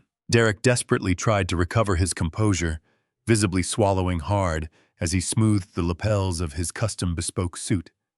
He puffed out his chest, attempting to project the false arrogant authority he had been parading around all afternoon. He aggressively pointed a trembling finger at the deputy, his voice cracking as he demanded an immediate explanation for the destruction of his private property. The deputy did not flinch, nor did he offer a single ounce of sympathy. He calmly pulled a thick, legally certified document from his belt and held it up for everyone to see. He looked my son dead in the eye, his voice projecting clearly across the silent, stunned garden. He stated that Derek Dawson had willingly and completely ignored a legally binding 3-day notice to vacate the premises, a document that had been officially signed for and delivered earlier that week.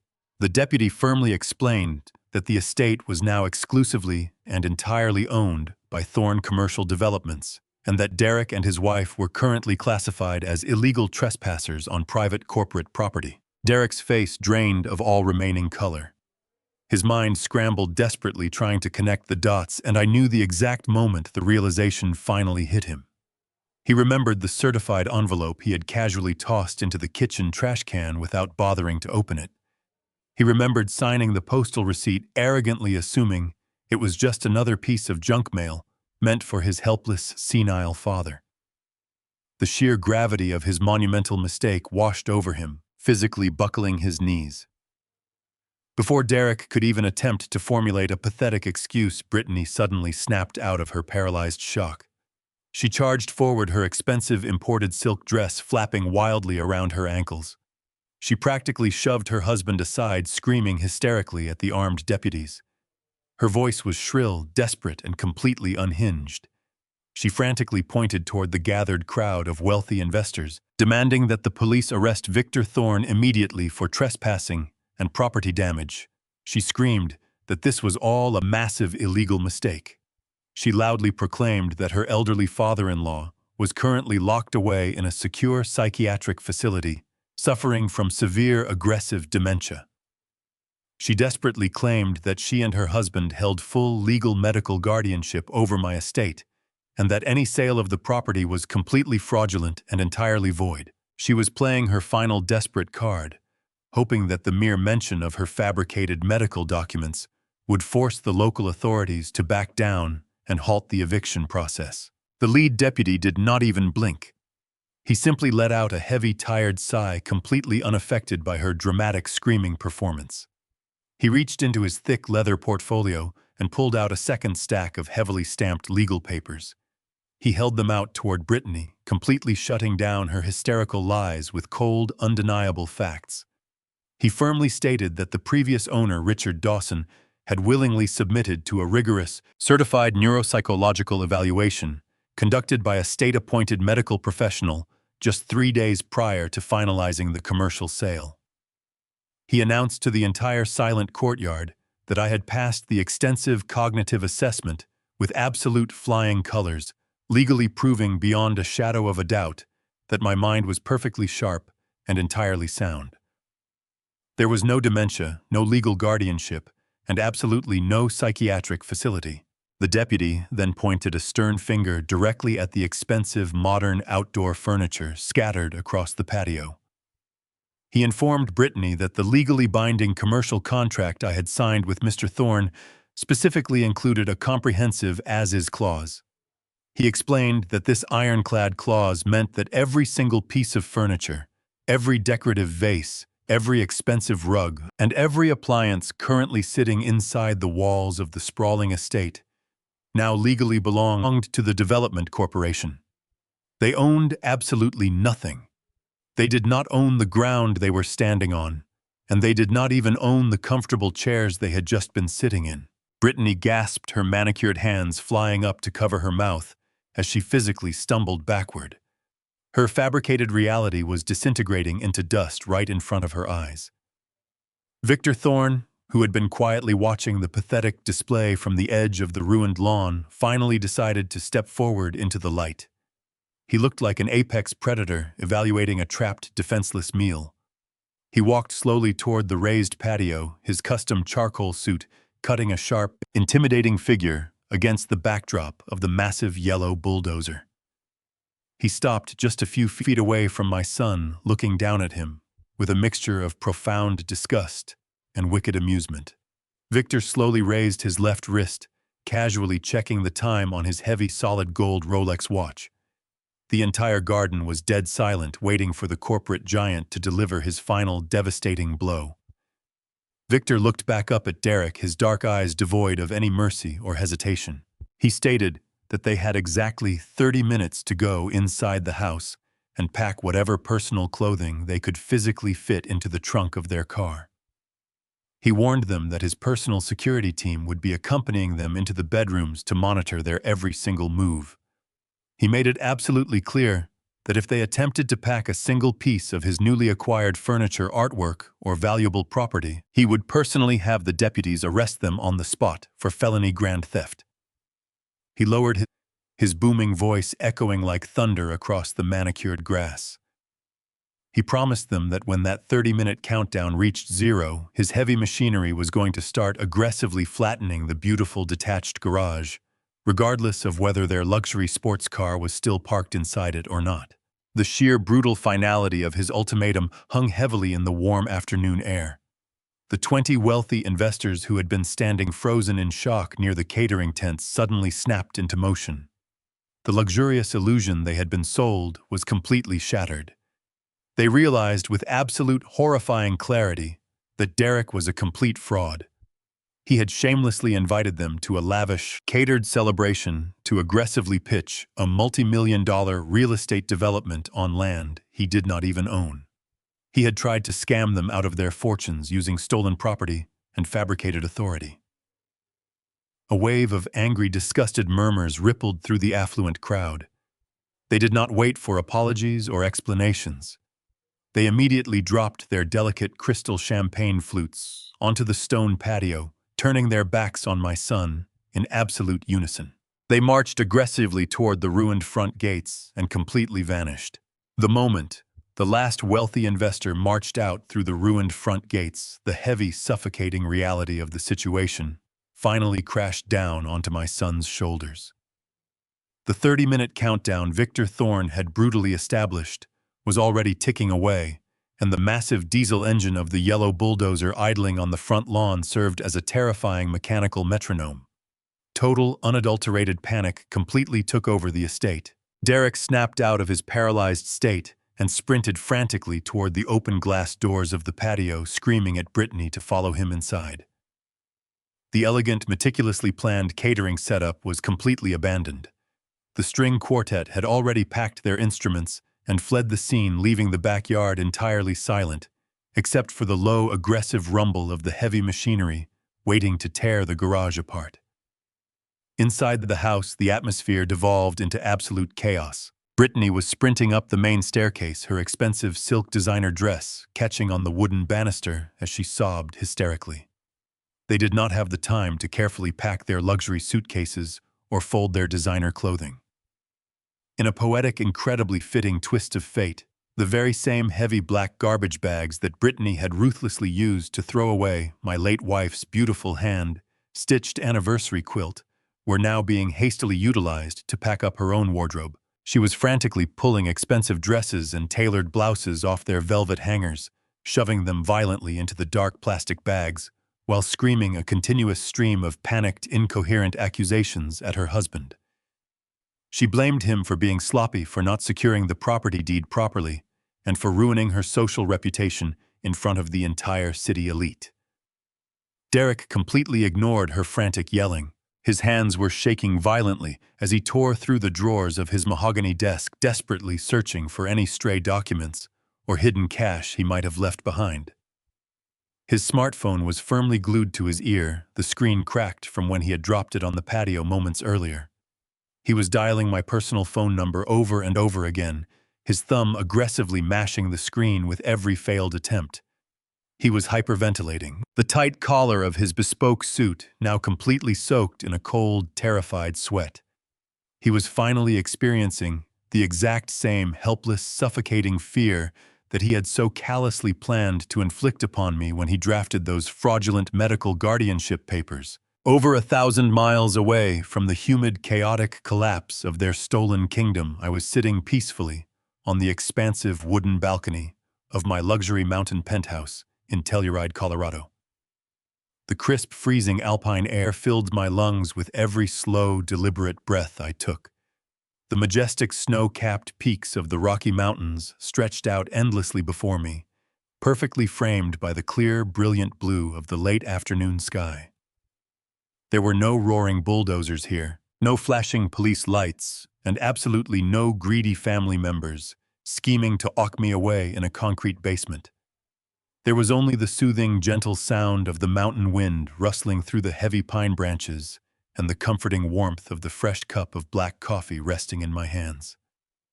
I had traded the toxic, suffocating environment of my former estate for an absolute paradise of quiet dignity and undisturbed freedom. Resting on the small glass table next to my comfortable leather chair, my smartphone was aggressively vibrating and flashing with incoming calls. It had been ringing continuously for the last 10 minutes. The caller identification displayed Derek's name in bright, urgent letters, but I made absolutely no move to answer the device. I simply sat there watching the screen light up, go dark, and immediately light up again, as his sheer, unadulterated desperation pushed him to redial frantically. I wanted him to sweat. I wanted him to feel the exact same agonizing, helpless waiting period he had forced upon me when I had to sit in silence, knowing he was secretly surveying my land and preparing to demolish my life's work. I took a slow, deeply satisfying sip of my hot coffee, letting the rich, bitter taste wash over my tongue. I watched a small flock of birds circle high above the frozen lake in the distance, feeling a profound, heavy weight physically lifting off my aging shoulders. I was no longer a victim trapped in my own home. I was the architect of my own absolute justice. On the 15th consecutive ring, as the vibrating phone slowly inched its way across the smooth surface of the glass table, I finally decided that he had suffered long enough in the dark. The 30-minute eviction window was rapidly closing in Texas. It was officially time to deliver the final crushing blow to his fragile, shattered ego. I reached out, picked up the phone, and smoothly pressed the green button to accept the call. I brought the phone up to my ear and remained entirely silent, refusing to be the first one to speak. For a split second, the line was filled with nothing but the chaotic, overlapping sounds of destruction. I could clearly hear the heavy thud of footsteps running frantically across hardwood floors, the crinkling of plastic garbage bags being violently stuffed with belongings, and the distant muffled sobbing of Brittany crying out in the background. Then Derek's voice cut through the noise. I was breathing so heavily it sounded as though he had just sprinted for miles. "Dad!" he screamed into the receiver, his voice cracking and pitching upward in sheer, unadulterated panic. "Dad, where are you? What did you do? Victor Thorne is here at the house right now, and he brought the county police with him. He has a massive bulldozer parked on the front lawn, and the sheriff is telling us we have to leave the property immediately. He is taking the house, Dad. He is taking the land, the furniture. He is taking absolutely everything. Please, you have to talk to them. Tell them this is a massive mistake. Tell them you still own the property. You have to fix this. Where are you?" He was practically hyperventilating his words, tumbling out in a frantic, desperate rush of pure terror.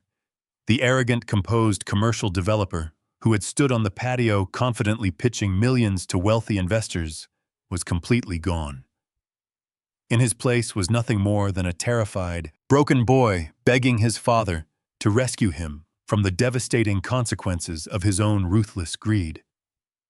He genuinely believed, even in this absolute final moment of defeat, that I would somehow swoop in and save him from the monstrous trap he had built with his own two hands. I did not raise my voice. I did not yell, curse, or express a single ounce of lingering anger. I simply looked out over the breathtaking expanse of the snowy mountain peaks, feeling the cold, refreshing breeze brush against my face. I brought the warm ceramic mug to my lips and took another slow, deliberate sip of my coffee, letting the silence stretch out and completely smother his frantic pleading. When I finally spoke, my voice was perfectly steady, calm, and ringing with absolute, immovable certainty. I am exactly where I belong, Derek. The line went dead silent for a fraction of a second before a sudden violent scuffle broke out on the other end. I could hear the sharp smack of the phone fumbling against a hard surface and Derek shouting something unintelligible in the background. Then Brittany snatched the receiver.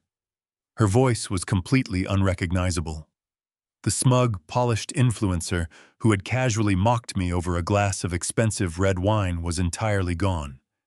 In her place was a hysterical, sobbing woman who was watching her entire fabricated reality crumble into absolute dust. "Please, Dad," she wailed, the sheer panic tearing through her vocal cords. "You have to stop this right now. You have to tell them it is a mistake. We have absolutely nowhere else to go." We pre-spent all the initial investor money to set up the demolition and the new permits. We took out massive margin loans, assuming the land transfer was guaranteed. If we lose this house today, we lose absolutely everything. We will go completely bankrupt. Please just call the police off. I sat perfectly still on my mountain balcony, listening to her desperate, sobbing confession. The cold, crisp Colorado breeze brushed against my face, bringing with it the fresh scent of the pine trees. I did not feel a single ounce of pity, nor did I feel any vindictive rage. The anger that had initially fueled my secret investigation had completely evaporated, leaving behind nothing but a profound, unshakable sense of clarity. I brought my ceramic mug to my lips and took a slow, deliberate sip of my hot coffee, allowing her hysterical crying to echo through the small speaker of my phone. I wanted her to hear the absolute terrifying calmness in my silence. When I finally spoke, my voice was perfectly steady, completely devoid of any emotional fluctuation, which I knew would make my words strike infinitely harder. "You threw Sarah's beautiful hand-stitched anniversary quilt directly into the kitchen trash can because you claimed it ruined your modern aesthetic," I said quietly, each word landing like a heavy stone. "You and your husband drafted fraudulent legal petitions to lock me inside a heavily guarded low-income psychiatric ward so you could steal the life I spent 40 years building. You sat at my dining room table and told me to move down into a concrete storage room or get out." I paused, letting the devastating weight of my words completely crush whatever tiny sliver of hope she still harbored in her dark, greedy heart. I could hear Derek weeping loudly in the background, the crushing reality of his total financial ruin finally breaking his arrogant spirit. So I got out.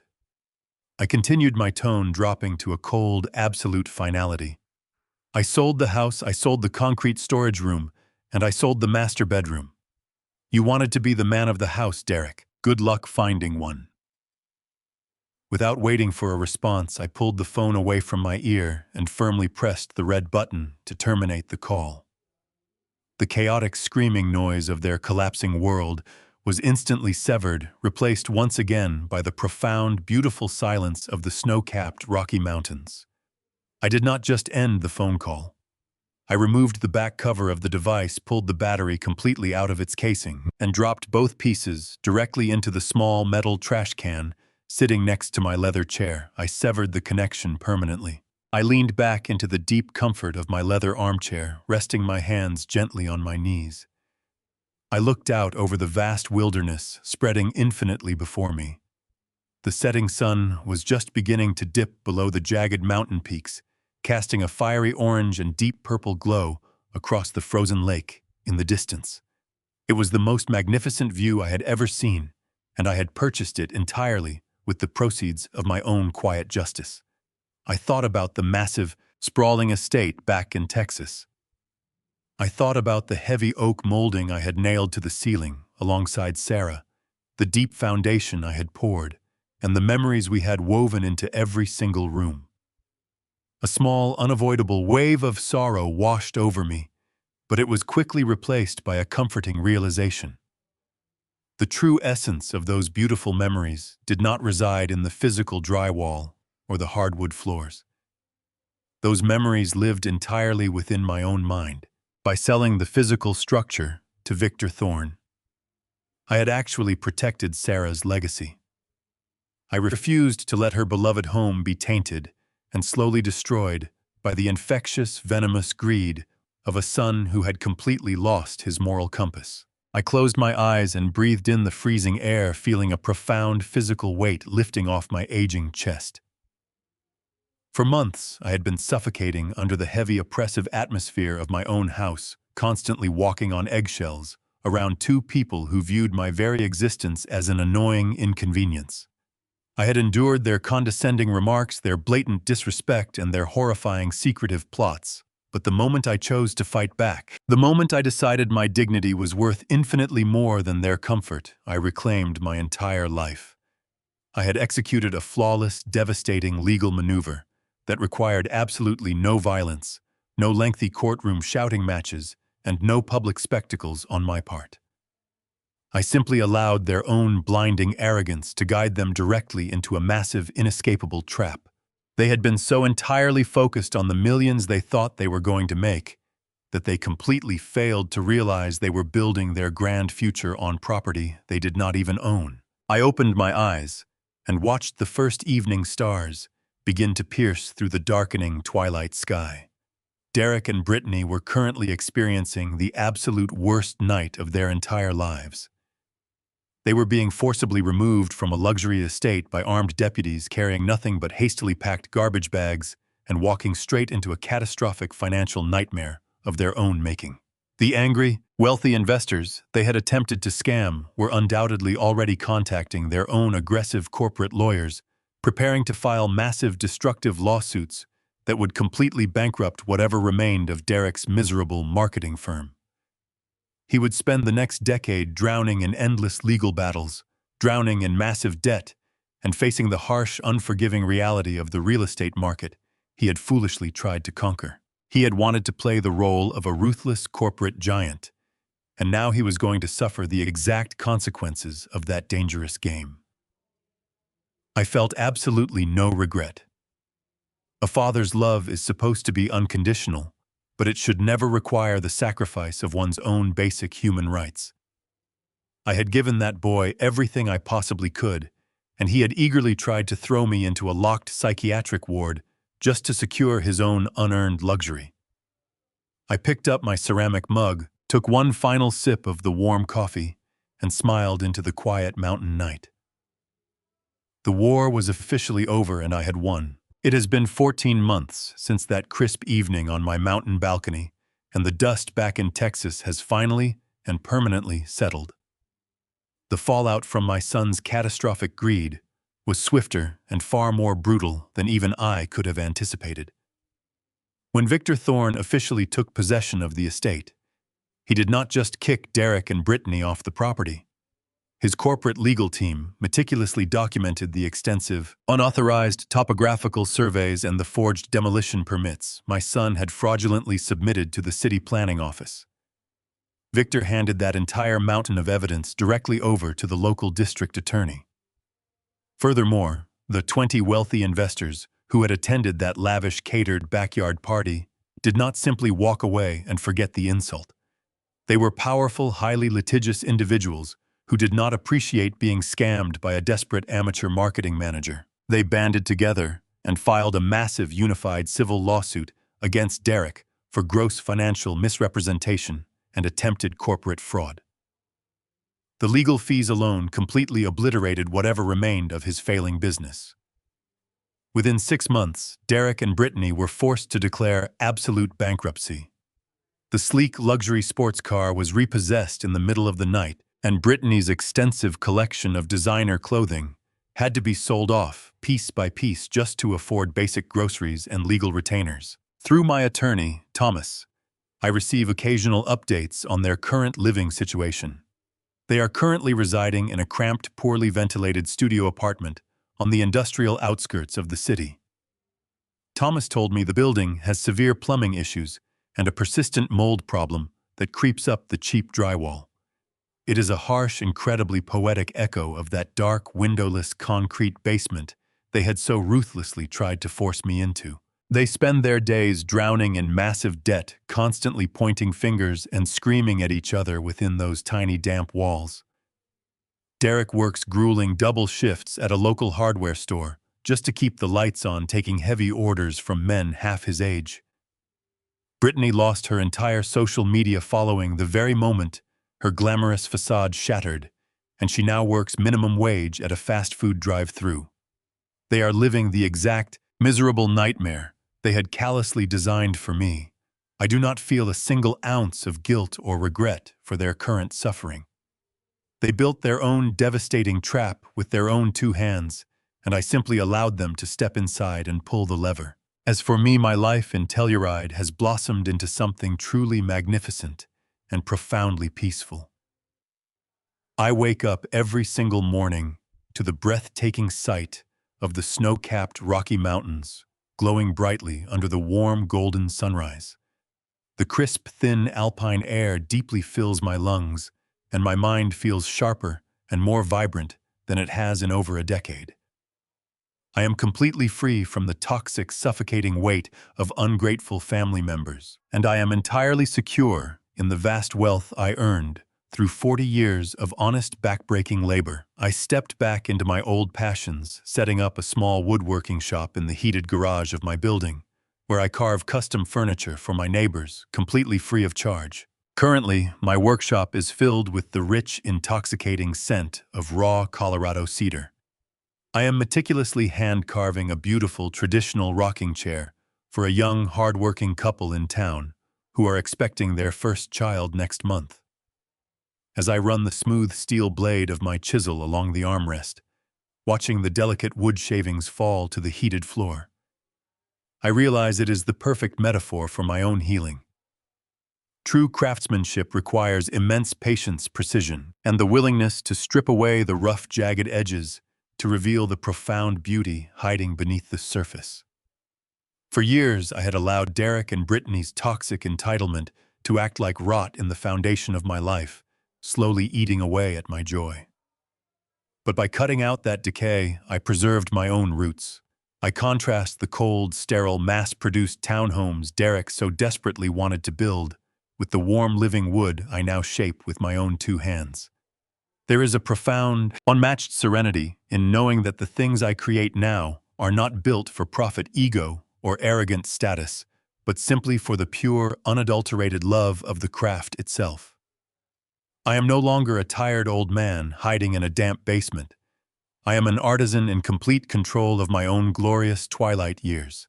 This newfound rhythm of life frequently brings my thoughts back to Sarah, but no longer with the sharp, agonizing sting of grief that used to paralyze me in that big, empty house in Austin.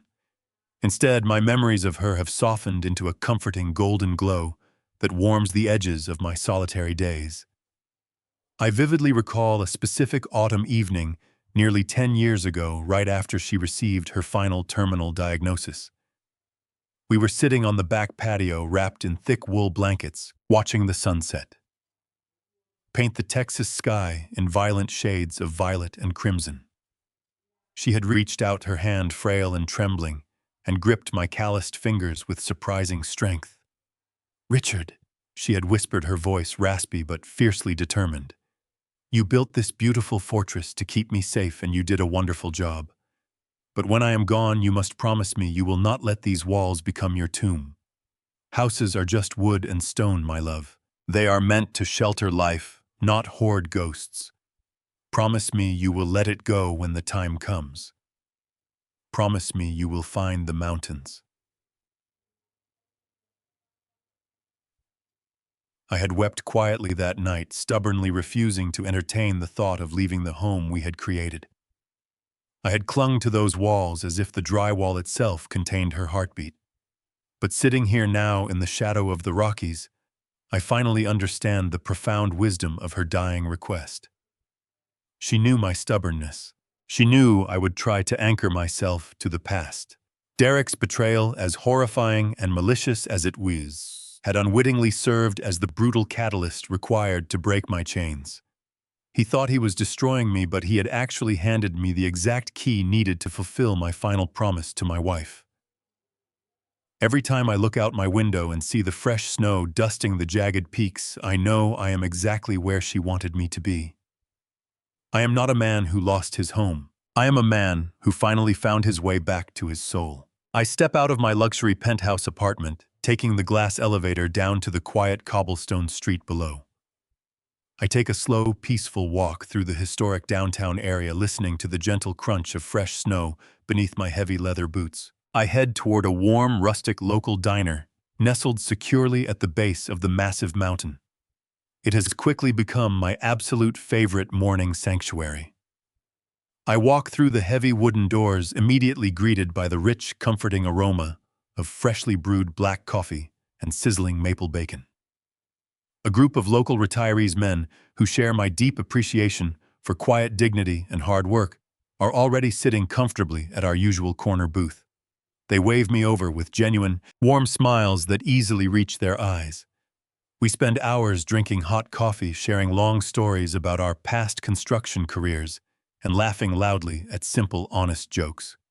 There is absolutely no underlying motive in their wonderful friendship. They do not care about the size of my bank account, the expensive car I drive, or the commercial properties I used to own.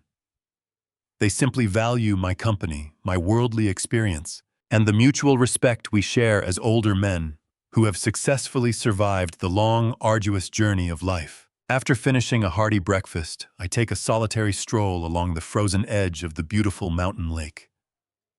The crystal-clear water perfectly reflects the towering green pine trees and the vast, endless expanse of the brilliant blue sky. I stop for a long moment, resting my calloused hands on a wooden rail, and I look up into the quiet, peaceful heavens. I think about my sweet, beloved Sarah, remembering the joyous warmth of her beautiful smile and the gentle sound of her laughter. I know with absolute, unwavering certainty that she is looking down on me right now, and I know she is deeply proud of the difficult, agonizing choice I had to make last year. I did not just protect my hard-earned money from being squandered on foolish, arrogant vanity projects designed by a greedy son. I protected her true, lasting legacy. I protected the honor, the incredible strength, and the unwavering dignity that we spent 4 decades building together, brick by brick. I firmly refused to let her wonderful memory be tarnished by the venomous greed of a boy who entirely forgot the profound meaning of a hard day of work. I am living the exact beautiful dream we always talked about sharing together, and I am doing it with my head held incredibly high. About a month ago, the lingering ghost of my past made one final desperate attempt to reach me. I had just returned to my penthouse from my morning walk when I noticed a crumpled, heavily stamped envelope resting on the small wooden table in my foyer. It had been forwarded multiple times through Thomas's law office, carrying the unmistakable, frantic handwriting of my son. I carried the envelope over to the plush leather armchair by the fireplace, the very same spot where I had permanently severed our phone connection over a year prior. I sat in silence for a long time, turning the cheap paper over in my calloused hands. Part of me, that deeply buried fatherly instinct that had once built a backyard treehouse for a smiling little boy, whispered that perhaps I should read it. Perhaps the crushing weight of total bankruptcy and public humiliation had finally forced him to discover genuine remorse. I slid my thumb under the flap and pulled out 3 pages of lined notebook paper. The ink was heavily smudged, written in a hurried, chaotic scrawl. I began to read, but the fragile hope of a true apology completely evaporated before I even finished the first paragraph. Derek did not write to ask for forgiveness for trying to lock his aging father in a psychiatric ward. He did not apologize for treating me like a disposable nuisance or for letting his entitled wife endlessly degrade me. Instead, the letter was a masterclass in pathetic, narcissistic victimhood. He spent the first 2 pages detailing the horrific conditions of his mold-infested studio apartment and the indignity of sweeping floors at his minimum-wage hardware store job. He complained bitterly that Brittany had threatened to leave him completely unable to cope with a harsh reality devoid of luxury and social media validation. Then the true motive of the letter finally revealed itself. He had the sheer, unmitigated audacity to ask me for a small, temporary loan of $50,000 to help cover his mounting legal fees and settle a brutal civil lawsuit with one of the angry investors. He promised he would pay me back with interest, claiming that since I had secured $2.5 million from Victor Thorne, I could easily spare the loose change to save my only blood relative from absolute ruin. I even tried to weaponize Sarah's memory, writing that my late wife would never have wanted to see her beloved son living in such squalor. A cold, quiet calm settled over my entire body. There was no anger left to feel, only a profound, hollow pity for the man he had chosen to become. He had learned absolutely nothing from his devastating downfall. He still viewed me not as a human being, but as a bank vault waiting to be cracked. I did not shed a single tear. I did not draft a harsh reply, nor did I call Thomas to issue a restraining order. Instead, I simply stood up, walked over to the massive stone hearth, and tossed the 3 pages directly into the roaring fire. The dry paper curled, blackened, and burst into bright orange flames, disappearing into ash within seconds. I watched the smoke drift up the chimney, carrying the very last remnants of his toxic hold on my life, away into the freezing mountain air. It was the final definitive period at the end of a long, dark chapter. I pull my thick winter coat tightly around my shoulders, feeling a profound wave of gratitude wash over my soul. The harsh, bitter trials of my past have completely faded away, leaving behind a pristine, untouched landscape of infinite possibilities. I turn away from the fireplace and look out the window, perfectly content in my solitude.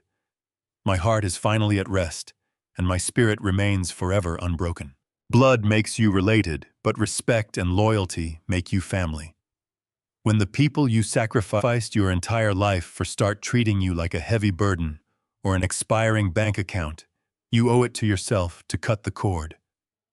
Never let anyone, not even your own children, strip away your dignity, gaslight your reality, or steal the peace you spent decades earning. Sometimes, the most profound act of tough love is stepping aside and allowing greedy people to completely destroy themselves in the traps they set for you. You are never too old to firmly defend your honor. If you have ever had to set a painful boundary to protect yourself from toxic family members, please tell me your personal story in the comments section below. Please hit the like button, subscribe to the channel, and share this video with anyone who needs courage. Stay strong out there.